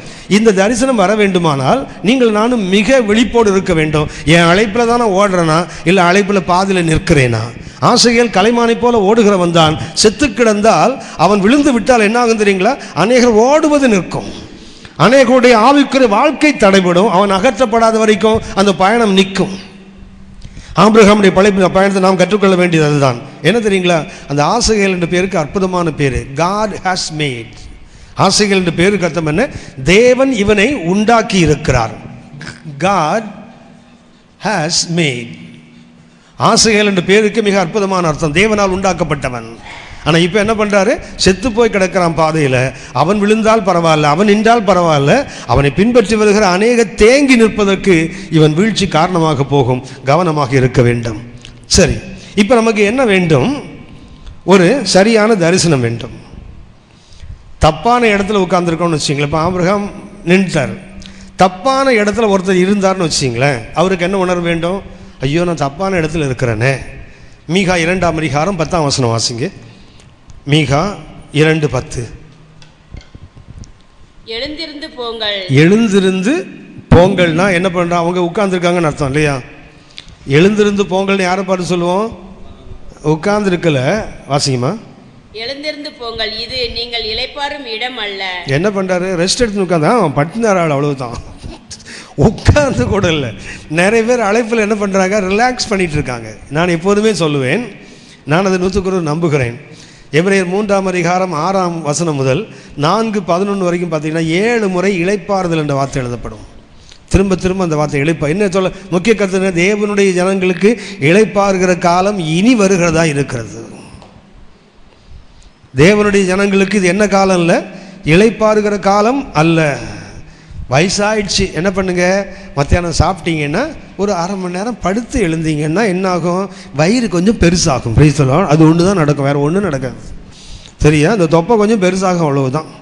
எனக்கு இந்த எலியாவை நினைக்கும் போதெல்லாம் பொறாமையாக இருக்கும். அந்த மனுஷனுக்கு தொப்பையே இல்லை. இந்த கர்மேல் மலையில் அவன் ஜெபம் பண்ணுறான் பாருங்க, அவன் நெத்தி அவன் தரையில் படுற மாதிரி ஜெபம் பண்ணானா. நம்ம பாஸ்டர் ட்ரை பண்ணி பார்க்க சொல்லுங்களேன். வயிற்றை பார்த்தே ரொம்ப நாள் ஆச்சு, அப்புறம் எங்கே முட்டியை பார்க்கறது? அவர் தேவ ஜனங்கள் இது இளைப்பாறுகிற காலம் அல்ல. கண்டிப்பாக சொல்ல, தேவ ஜனங்கள் இளைப்பாறக்கூடாது. இளைப்பாறுதல் என்றால் தூங்கவே கூடாதுன்ற அர்த்தம் அல்ல. உலகத்து மனுஷன் தூங்குற மாதிரி தூங்கக்கூடாது. தூங்கினால் நான் முதல்ல சொன்னேன், உன்னத பாட்டு 5:2, நான் நித்திரை பண்ணினேன், என் இருதயம் விழித்திருந்தது. அந்த உணர்வோடு தான் தூங்கணும். அது உடம்புக்கு கண்டிப்பாக ரெஸ்ட் வேணும். 6 ஹவர்ஸாவது தூங்கினா தான் ஒழுங்காக ஊழியம் செய்ய முடியும். உங்களுக்கு தெரியும் நினைக்கிறேன், 6 மணி நேரத்துக்கு கீழே குறைவாக தூங்குகிறவர்களுக்கு ஹார்ட் அட்டாக் வர்றதுக்கு அதிகமான வாய்ப்பு, கிட்னி ஃபெயிலியர் ஆகிறதுக்கு அதிகமான வாய்ப்பு. இது பைபிள் சொல்லலை, விஞ்ஞானம் சொல்லுது. நான் சில நேரத்தில் யோசிப்பேன், அது உண்மை தானே. எனக்கு ஹார்ட் அட்டாக் வந்தது. அப்போ நான் யோசிப்பேன், ஒருவேளை அவன் விஞ்ஞானி சொல்கிறது சரிதானோன்னு யோசிப்பேன். ஏன்னால் அநேக ஆண்டுகள் 4 மணி நேரம் தான் நான் தூங்கியிருக்கேன். 24 மணி நேரத்தில் என்னுடைய தூங்குகிற நேரம் 20 மணி நேரம் தான். நான் 20 மணி நேரம் நான் விழித்திருந்திருக்கிறேன். 4 மணி நேரம். இப்போது அந்த ஹார்ட் அட்டாக் வந்த பிறகு 5.5 மணி நேரம் தூங்குறேன். இப்போ ஒரு நாளைக்கு 5.5 மணி நேரம் தூங்குறேன். நிறையவே விழித்திருப்பதுக்கு ஒரே ஒரு நோக்கம், சாப்பிட்றதுக்கு மாத்திரம். அது உலகத்து மனுஷனுக்கு, நமக்கு இருக்கக்கூடாது. சரியா? விழித்திருக்க எனக்கு ஒரு வசனம் திரும்ப திரும்ப கர்த்தர் பேசுவார், விழித்திரு ஆகாரத்தினாலே திருப்தி ஆவாய். தூங்கினா என்ன செய்வேன்? சோம்பேறியாவது மாத்திரமல்ல, ஆசீர்வாதங்களை இழந்து விடுவோம். தரித்திரம் வழிப்போக்கு ஆயுதம் அணிந்த வீரனை போல வரும். தரித்திரம் என்பது இந்த உலகத்தில் பட்டினி இருந்தால் கூட பரவாயில்ல, வசனத்தில் தரித்திரம் வந்தனா செத்து போகிறது நல்லது. அதை விட வசனத்தை படிக்கும்போது கர்த்தர் என்னோடு பேசாவிட்டால் நான் இருப்பதை விட சாவதே நல்லது. அப்படின்னா இந்த தரித்திரம் வந்துடவே கூடாது. அதுக்காகவே ஒருவேளை நம்ம விழித்திருந்தால் உலகத்துக்கு மனுஷனுக்கு சொல்லலாம், விழித்திருந்தால் நிறைய ஒர்க் பண்ணுவாங்க, நிறைய சம்பாதிக்கலாம். ஆனால் வசனம் சொல்லுகிறது, அதிகாலையில் எழுந்து நேரப்பட வேலையில் தரித்திருந்து வருத்தத்தின் அப்பத்தை புசிக்கிறதும் விருதா, அவரை தமக்கு பிரியமானவனுக்கு நித்திரை அளிக்கிறார் அல்ல, நித்திரையிலும் அளிக்கிறார். அதன் சரியான மொழியாக்கம். நித்திரை அளிக்கிறார்னா தூங்கிடுவான்னு அர்த்தம். நித்திரையிலும் தமிழில் குறைந்த மொழியாக்கம் அது. சங்கீதம் 127:3 இருக்குது. அந்த வசனத்தை ஃபுல்லாக படித்து பாருங்கள். நீங்கள் அதிகாலையில் விழித்து நேரப்பட வேலையில் தரித்திருந்து வருத்தத்தின் அப்பத்தை சாப்பிடுகிறதும் விருதா. அப்படின்னு அர்த்தம், எவ்வளவு ஏர்லி மார்னிங்கில் எழுந்து நீ பாடுபட்டு வேலை செய்தாலும் அது என்ன வேஸ்ட்டு தான். ஆனால் நீ கர்த்தரை நம்பி தூங்குனா என்ன செய்வார்? தூக்கத்திலும் யோசித்து பாருங்களேன், மனைவியை கண்டடைவது நன்மையா தீமையா? நான் உங்களை கேட்கல, பைபிளில் சொன்னதை கேட்டேன். சரியா? உங்களை வச்சுட்டு தீமைன்னு சொல்ல போகிறீங்க. சரியா? தீமையை நன்மை, நன்மை தானே போட்டிருக்குது பைபிளில். ஆதாம் தூங்கும்போது தானே அவர் ஏவாளை கொடுத்தார். ஆமாண்ணா? ஆமாவா? நித்திரையிலும் எலியா தூங்கும்போது தானே கர்த்தர் அப்பத்தை கொண்டு வந்து கொடுத்தார்.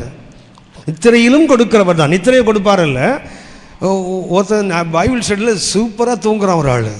கேட்டால் என்ன சொல்கிறான்? கர்த்தருக்கு பிரியமானவன் பிரதர், அதான் நித்திரையை கொடுத்துட்டார். அடப்பா, பைபிள் ஸ்டடியில் தூங்குறதா கர்த்தருக்கு பிரியம்? அப்படி எடுத்துக்கொள்ளக்கூடாது. அந்த வசனம் குறைந்த மொழியாக்கம். நித்திரையிலும் கொடுக்கிறவர். சரி, போகட்டும். இங்கே வந்துடுவோம். நான் உங்களுக்கு இந்த கருத்தை நான் சொல்லிக் கொடுத்தேன். தப்பான இடத்துல இருந்தால் என்ன செய்யணும்? இவன் தூங்கிட்டு இருக்கிறான், படுத்து இளைப்பாரி கொண்டிருக்கிறார்கள். இது நீ இளைப்பாறுகிற இடம் அல்ல, இந்த இடம் தீட்டுப்பட்டது. அந்த தீட்டு உன்னை, இந்த நாசம் உன்னை மிகவும் கொடிதாக ஒரு நாசம் உனக்கு வரும் என்று கற்று. அப்படி எல்லா இடத்துலையும் என்ன செய்யக்கூடாது? நீங்கள் நானும் நின்று விடக்கூடாது. இன்றைக்கி என்ன வரணும்? நான் உட்கார்ந்துட்டேனே, நான் இளைப்பாரி கொண்டிருக்கிறேனே, என்ன செய்யணும்? எழுந்து ஓட வேண்டிய காலகட்டம். இன்னொரு வசனத்தை நான் சுட்டி காட்டுகிறேன். லூக்கா 15:17 வாசிங்க. லூக்கா 15:17. அவனுக்கு புத்தி தெளிந்த போது, அவனுக்கு புத்தி அப்படின்னா இளையகுமாரனுக்கு இது வரைக்கும் என்ன இருக்குது? புத்தி கலங்கி போய் இருக்குது. புத்தி தெளிந்த போது என்ற வார்த்தையின் பொருள் என்ன? அவன் புத்தி என்ன செய்து கலங்கி போயிருந்தது. ஆங்கிலத்தில் ரொம்ப நல்ல மொழியாக்கம் பண்ணியிருப்பாங்க, when he came to himself. அவனுக்கு புத்தி தெளிந்த போதுன்னு போட்டிருக்குது, அவனிடத்தில் வந்த போதுன்னு போட்டிருக்குது. அப்படின்னா இது வரைக்கும் என்ன பண்ணிட்டான்? அவன் அழைப்பு என்ன? இளையகுமாரனாக தகப்பனோடு இருக்கணும். இவன் என்ன பண்ணிட்டான்? ஆஸ்திகளை திரட்டி கொண்டு தூரதேசத்துக்கு போனான். அங்கே போனப்போ என்ன பண்ணிட்டான் தெரியுங்களா? எல்லாவற்றையும் இழந்து விட்டான். இழந்து விட்டு அந்த பண்டிகளோடு போராடுகிறான். அந்த பண்டி சாப்பிட்ற தவிடு கூட அவனுக்கு யாரும் கொடுக்கலை. ஒருவேளை கொடுத்துருந்தான்னா அவன் திரும்பி இருக்க மாட்டான். அந்த பண்டி தவிடு கிடைச்சா கூட நம்மளால் அதுலேயே கன்வீனியண்ட்டாக காலம் தள்ளிடுவான். ஆனால் என்ன போட்டிருக்குது? அந்த பண்டி சாப்பிட்ற தவிடு கூட அவனுக்கு கிடைக்காத போது தான் யோசிக்கிறான், என் தகப்பன் வீட்டில் கூலிக்காரெல்லாம் சாப்பிட்றானே. அவன் எப்போது தனக்குள்ளே வருகிறான், அந்த உணர்வு அவனுக்கு வருகிறது. ஸோ என்ன பண்ணிட்டான்? when he came to the father, அப்பாட்ட வந்துட்டான்ல. ஒரு கருத்தை நான் உங்களுக்கு வலியுறுத்தி சொல்ல விரும்புகிறேன். இதை ஆழமாக நீங்கள் நானும் மனதுக்குள்ளே பதித்து கொள்ள வேண்டியது. இப்போ தப்பான இடத்துல இருந்தால் என்ன செய்யணும்? எழுந்திருந்து போங்கள். ஓ டு மீ. சரியான இடத்துல இருந்தால், சரியான இடத்துல தேங்கி போயிருந்தாலும் இன்றைக்கு நீங்கள் நானும் திருப்பி கொள்ள வேண்டும். இன்றைக்கி நிறைய தேவனுடைய ஊழியர்கள் என்ன தெரியுங்களா? we are placed in the right place, so it is sufficient. அந்த ஸ்டாக்னேஷனுக்கு காரணம் என்ன தெரியுங்களா? நான் அடைந்து விட்டேன் என்ற ஒரு நிலைக்கு நான் வந்துட்டோம். அடைந்து விட்டேன் என்று யாருக்கும் இல்லை. பரிசுத்த பவுல் இருந்து யாராக இருந்தாலும் சரிதான். என்ன சொல்றாங்க? அடைந்தாயிற்று அல்லது முற்றிலும் தேர்ந்தவன் என்று எண்ணுகிறது இல்லை. ஒன்று செய்கிறேன், பின்னானவைகளை. அது எவ்வளவு உயர்ந்த அனுபவமாக இருந்தாலும் சரிதான். பவுல் மறந்தது என்ன தெரியுங்களா? நான் உங்களுக்கு கடந்த முறை சொன்னேன், 7 காரியங்களை மறந்திருப்பார். அதில் அவர் எபிரேயனில் பிறந்த எபிரேயன், பென்னமின் கோத்திரத்தான், 8ஆம் நாள் விருத்தசேதனம் பண்ணப்பட்டவன், நியாயப்பிரமாணத்தில் குற்றஞ்சாட்டப்படாதவன், பரிசேயனுக்கு பரிசேயன், இப்படிலாம் சொல்லிட்டு வரா தெரியுங்களா? 7 விதமான கருத்துக்களை சொல்லுகிறார். இதெல்லாம் அவருக்கு ப்ளஸ் பாயிண்ட் தான். ஆனால் அவர் சொல்லுகிறார், நான் அவரை அறிகிற அறிவில் நான் முழுமை அடைய வேண்டுமானால் இதை என்ன செய்யணும்? அதை நஷ்டமாக எண்ண வேண்டும். அதை குப்பையாக தள்ளாத வரைக்கும் என்ன செய்ய முடியாது? அந்த முன்னாடி இருக்கிறத நான் பிடித்து கொள்ள முடியாது. அப்படின்னா தப்பான இடத்துல இருந்தால் நாம் இன்றைக்கு உணர்வோம். ஆபிரகாம் இன்றைக்கு ஆரானில் இருந்து விட்டார், தகப்பனை இழந்தார், அழைப்பின் மேன்மையை இழந்தார். அப்போ யோசிக்கிறார், ஓஹோ தப்பான இடத்துல உட்கார்ந்துட்டோமோ. ஆனால் சரியான இடத்துல உட்கார வைத்தால், உபாகமம் 1ஆம் அதிகாரம் 6ஆம் வசனம் வாசிங்க. உபாகமம் 1ஆம் அதிகாரம் 6ஆம் வசனம். ஓரேபிலே நம்முடைய தேவனாகிய கர்த்தர் நம்மோட சொன்னது என்னவென்றால், ஓரேபிலே நமக்கு தெரியும், ஓரேப் என்பது கர்த்தருடைய பர்வதம்.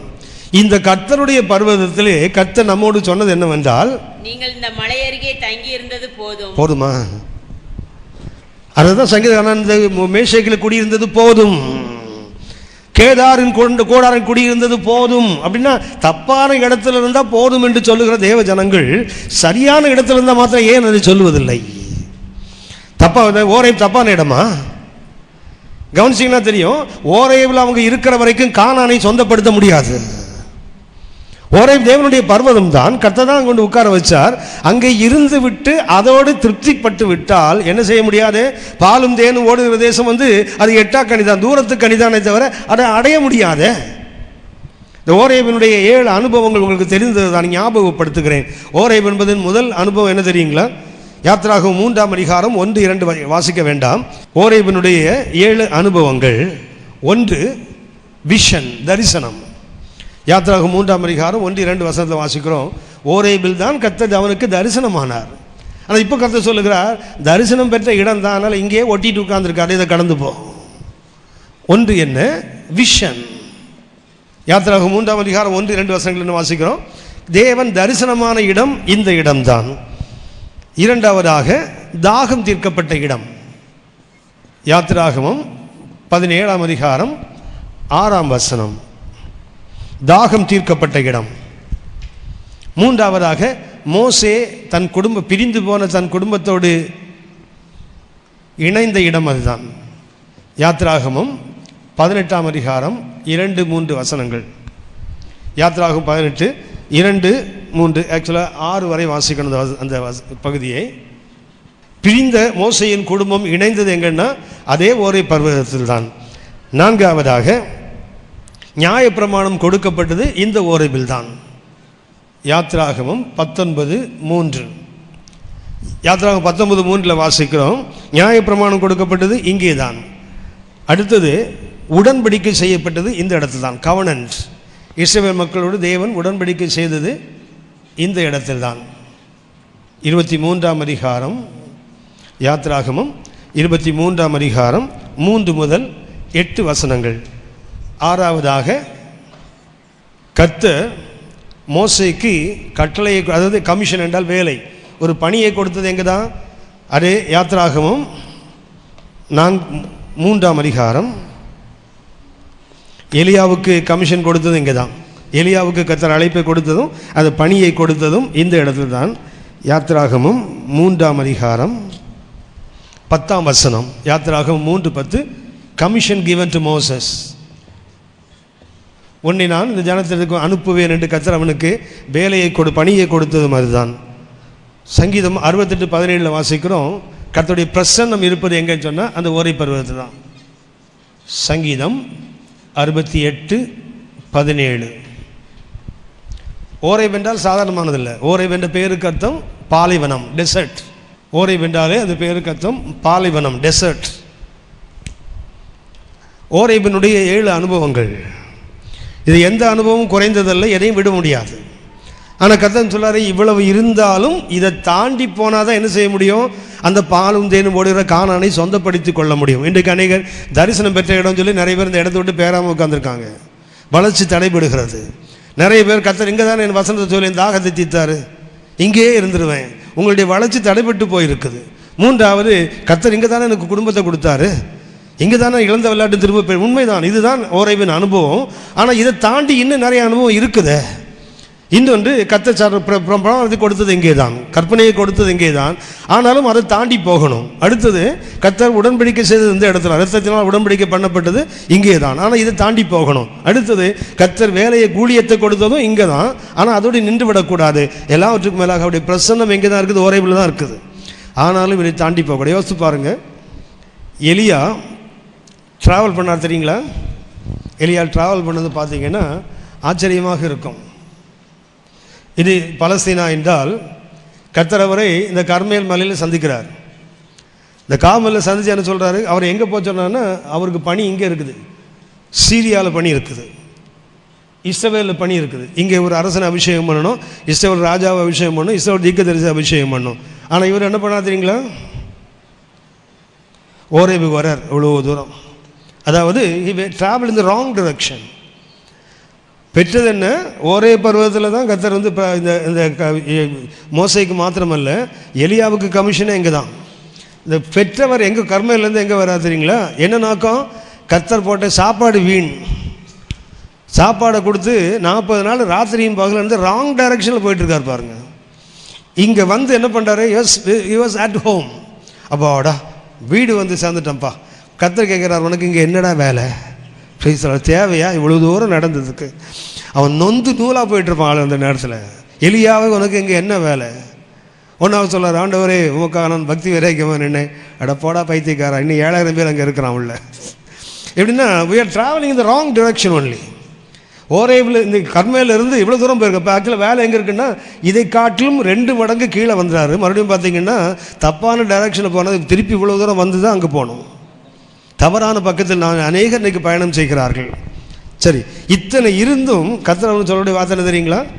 இங்கே இருந்தது போதும், இதை தாண்டி போனால் தான் என்ன செய்ய முடியும்? ஆசீர்வாதத்தை சுதந்திரிக்க முடியும். ஒரே ஒரு வசனத்தை நான் சுட்டி காட்டுகிறேன். எபிரேயர் 6ஆம் அதிகாரம் 1 முதல் 1-2 வசனங்களை வாசிங்க. எபிரேயர் 6ஆம் அதிகாரம் 1-2 வசனங்கள். ஆகையால் கிறிஸ்துவை பற்றி சொல்லிய மூல உபதேச வசனங்களை விட்டு எதை விடணுமா? என்னங்க அது சாத்தானை பற்றி சொன்ன உபதேசமா? அது ஆண்டவராகிய இயேசு கிறிஸ்துவை பற்றி சொல்லிய மூல உபதேசங்கள், சபையின் அஸ்திபார உபதேசங்கள் 7. அந்த 7 பின்னாடி சொல்லுகிறார். வாசிமா. செத்த கிரியைகளுக்கு நீங்களாகும் மனம் திரும்புதல், தேவன் பேரில் வைக்கும் விசுவாசம், ஸ்நானங்களுக்கு அடுத்த உபதேசம். ஸ்நானம் அல்ல, ஸ்நானங்கள் 2. ஸ்நானங்களுக்கு அடுத்த உபதேசம், தண்ணீரிலே 1, ஆவியிலே 1. அடுத்தது கைகளை வைக்குதல், உயிர்த்தெழுதல், நித்திய நியாய தீர்ப்பு என்பவைகளாகிய அஸ்திபாரத்தை மறுபடியும் போடாமல். நல்ல இது வேண்டாம் என்றல்ல, அதை திரும்பவும் போடாத. ஏன்னா ஏற்கனவே போட்டாச்சு. போட்டதுக்கு மேல என்ன பண்ணாத? திரும்பவும் இன்னொரு அஸ்திபாரத்தை போடாம பூரணராகும்படி கடந்து போவோமாக. அப்படின்னா இந்த மூல உபதேசங்களுக்கு அப்புறம் தான் பூரணமாகிற அனுபவம். நிறைய பேர் இன்னும் ஞானஸ்தானத்தை விட்டே வெளியே வரல. அதே தான் பிரசங்கம். சபையில் பார்த்துங்களா, ரட்சிக்கப்படணும், ஞானஸ்தானம் பண்ணணும், அபிஷேகப்படணும், பரிசுத்த வாழ்க்கை வாழணும், இதுதான் பூரணத்துக்குன்னு ரொம்ப தூரம் இருக்கு ஐயா. மூல உபதேசங்கள் என்ன செய்யணுமோ விட்டால் தான். அதுக்கு விடாவிட்டால் என்ன அர்த்தம்? எல்லாருக்கும் தெரியும், ஃபவுண்டேஷனை போட்ட மேலே வீடு தானே கட்டுவாங்க. ஃபவுண்டேஷன் போட்டு அதுக்கு மேலே இன்னொரு ஃபவுண்டேஷனை போடுவாங்களா? அஸ்திபாரம் போட்ட பிறகு திரும்பி இன்னொரு அஸ்திபாரம் எதற்கு? அதுக்கு மேலே போகணும்னு என்ன செய்யணும்? பூரணராகும்படி கடந்து போக வேண்டுமானால் அந்த மூல உபதேசத்தை என்ன செய்யணும்? விட்டு கடந்து போனால் தான். அப்படின்னா அது போதும் என்ற எண்ணம் வரணும். என்ன வரணும்? நான் இங்கே இருந்தது போதும். நாம் ஜெபிப்போம். கத்த வருகை தாமதித்தால் அடுத்த முறை நாம் சந்திப்பும் போது நான் தொடர்ந்து பேசுகிறேன். சரியா? அப்படின்னா ஒன்று ரியலைசேஷன் வேணும். என்ன ரியலைசேஷன்? உணர்வு வேணும். நான் தேங்கி விட்டேன். தேங்கிட்டவங்க நிறைய பேர் நினச்சிட்டு இருக்கிறாங்க, நான் ஓடிட்டு இருக்கேன்னு நினச்சிட்டு இருக்கிறாங்க. அதுதான் ஆவிக்குரிய வாழ்க்கையில் ஒரு பெரிய வீழ்ச்சிக்கு காரணம். நாம் இருக்கிற நிலையை நமக்கு தெரியலை, மற்றவங்க இருக்கிற நிலைமைலாம் நல்லா தெரியுது.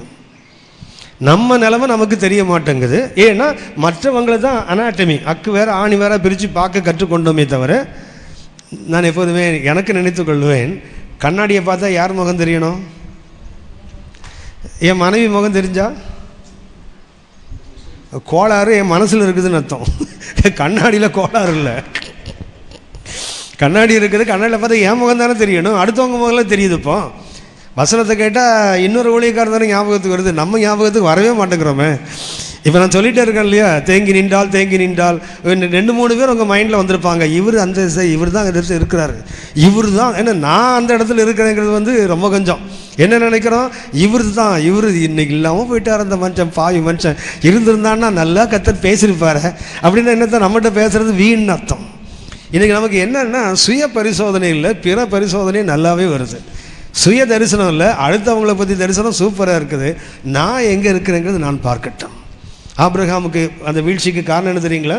அந்த அழைப்பின் மேன்மை இழந்து போனது காரணம் என்ன? அவர் தேங்கி போயிருக்கிறாரு. ஆனால் தெரியல.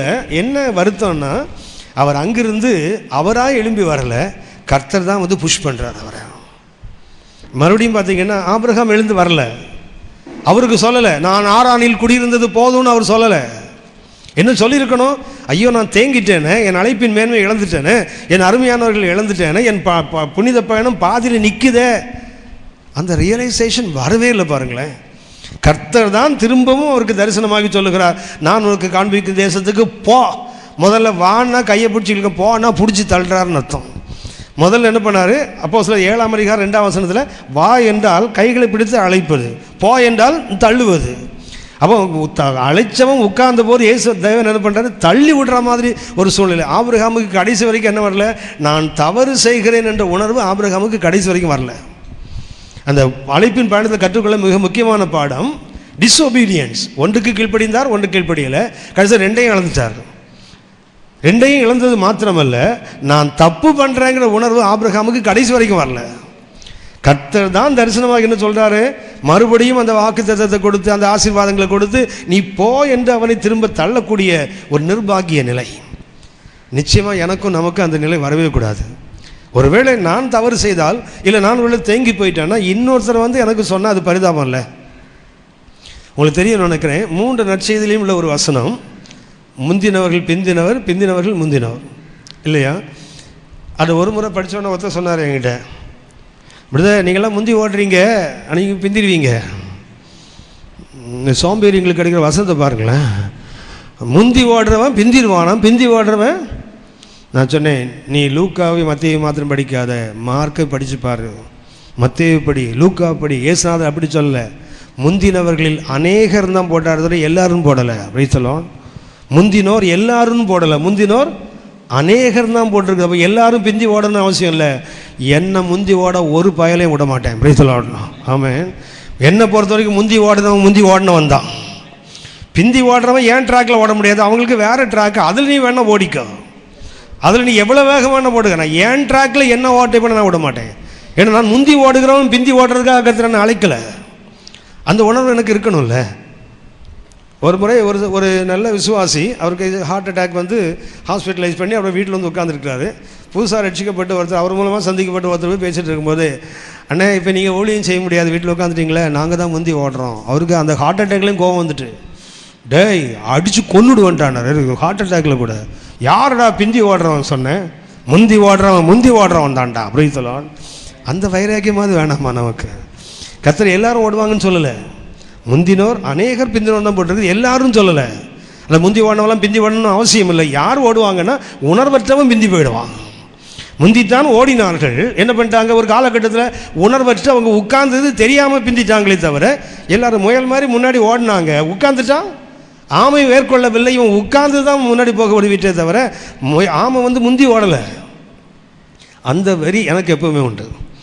என்னுடைய ட்ராக்கில் என்ன யாரும் மிந்தி ஓட நான் அனுமதிக்க மாட்டேன். ஓன் ட்ராக்கில் ஓடு, சந்தோஷமாக ஓடு. உங்களுக்கு கர்த்தர் எவ்வளோ கிருபை கொடுத்தாரோ, என்ன அழைப்பு கொடுத்தாரோ அதில் ஓடுங்க. ஏன் ட்ராக்கில் ஒன்று என்னென்ன விட மாட்டேன் நான். Price the Lord. டாட்டா காட்ட கையே இருக்காது. Price the Lord. ஆமாம், கையை எடுத்துருவேன் நான். தேங்கி இருந்தால் கர்த்தர்கிட்ட கேட்பேன், ஆண்டவரே நான் தேங்கி இருக்கிறேன்னா, ஒவ்வொரு நாளும் சோதிக்க வேண்டிய ஒன்று. ஏன்னா நம்ம எல்லாருக்குமே தெரியும், காலத்துக்கு ஏற்ற வளர்ச்சி இல்லாவிட்டால் அவன் தேங்கி இருக்கிறோன்னு அர்த்தம். காலத்துக்கு ஏற்றாற் போல் ஒரு வளர்ச்சி இல்லாவிட்டால். சமீபத்தில் நான் ஒரு ஊழியத்துக்கு போனேன். அந்த ஊழியத்துக்கு போனபோது அங்கே நான் முதல்ல பேசணும், எனக்கு பின்னாடி ஒரு ஊழியர் பேசணும். நிச்சயமாக எனக்கு அவர் அடையாளம் தெரியல. நிச்சயம் வேணா அப்படின்னா, நான் முன்னாடி இருந்ததை விட இப்போ ஒரு 1/4 பங்கு குறைஞ்சிருக்கேன் என் உடம்பு. ஆனால் அவர் முன்னாடி இருந்த மாதிரி 10 மடங்கு பெருசாக இருக்கார். அவர் சாமானியமான பெருசு இல்லை, என்னால் அன்பிலீவபிள்னு சொல்லுவானே அப்படி தான். நான் அப்படி பார்த்துட்டே இருந்தேன். அவர் பேசி முடித்தார். அவருக்கு என்ன அடையாளமே தெரில. எனக்கு அவர் பேர் சொன்னபோது தான் அடையாளம், ஓ இவர் தான் போல் இருக்குது. ஆனால் ஏன் பேரை சொல்லிட்டு அவர் அடையாளம் தெரியல. ஆனால் ஆரம்ப காலத்தில் நான் ஊழியத்தில் வேகமாக ஓடிட்டு இருக்கிற காலத்தில் அவர் எப்படின்னு சொன்னால், அப்போ தான் ஊழியத்துக்குள்ளே அறிமுகமானவர். பின்னாடி இந்த ட்ராக்ஸு இதெல்லாம் தூக்கிட்டு வரக்கூடிய ஆள். இன்றைக்கி பார்த்தா உருவத்திலும் வளர்ந்துருக்கிறார். கர்த்தர் அவர் உயர்ந்த இடத்துல வச்சுருக்காரு. பார்த்தேன், பரவாயில்ல, அவருடைய ட்ராக்கில் அவர் முந்தி ஓடிட்டு இருக்கிறார். ஆனால் ஏன் ட்ராக்கில் முந்தி ஓட விட மாட்டேன். நான் அதை பார்த்து யோசித்தேன், பரவாயில்ல, கர்த்தர் உருவத்தில் வளர்த்தது மாத்திரமில்லை, கிருபையிலும் வளர்ந்துருக்கிறார், ஊழியத்தில் எக்கச்சக்கமாக பெருகி இருக்கிறார். சந்தோஷமாக இருந்தது. எல்லோரும் அவங்கவுங்க ட்ராக்கில் முந்தி ஓடணும் தான். ஆனால் இன்னொருவர் உங்கள் ட்ராக்கில் முந்தி ஓடுவதற்கு இடம் கொடுத்துட்டீங்கன்னு என்ன அர்த்தம்னா, நம்ம தேங்கி உட்காந்துட்டோன்னு அர்த்தம். உட்கார்ந்தால் தான் யாரும் ஓவர்டேக் பண்ண முடியுமே தவிர, நீங்கள் ஓடிக்கொண்டிருந்தால், நான் ஓடிக்கொண்டிருந்தால் யாரும் நம்ம ஓவர்டேக் பண்ண முடியாது. நாம் ஜெபிப்போம். இந்த ஆபிரகாமுடைய பயணத்தில், முதலாவது பயணத்திலேயே அவருடைய வீழ்ச்சியை தான் பார்க்கிறேன். disobedience of Abraham in his calling. அவருடைய அழைப்பிலே அவர் கீழ்ப்படியவில்லை. மேலோட்டமாக பார்த்தா ஆபிரகாம் கீழ்ப்படிந்தார், அவர் எங்கே போகிறன்னு தெரியாமல் புறப்பட்டு வந்தார், எல்லாம் போட்டிருக்க, எல்லாம் உண்மைதான். ஆனால் அதில் ஆழத்தில் பார்த்தீங்கன்னா அவர் தன் இனத்தை விடவில்லை. அவர் தேசத்தை விட்டார், கர்த்தருடைய அழைப்புக்கு உடனே கீழ்ப்படிந்தார். எங்கே போகிறோன்னு தெரியாது, என்ன செய்வோன்னு தெரியாது, புறப்பட்டு வந்தார். ஆனால் அவர் என்ன செய்யலைன்னா அவர் இனத்தை விடவில்லை. நான் ஆண்டவராக இயேசுவை பற்றி சொன்னேன், அவர் தன் இனத்தையும் விட்டார், தன் இடத்தையும் விட்டார், ரெண்டையும் விட்டார். அதுதான் சபைக்கு முன்மாதிரி. உங்களுக்கு எனக்கும் அதுதான் முன்மாதிரி.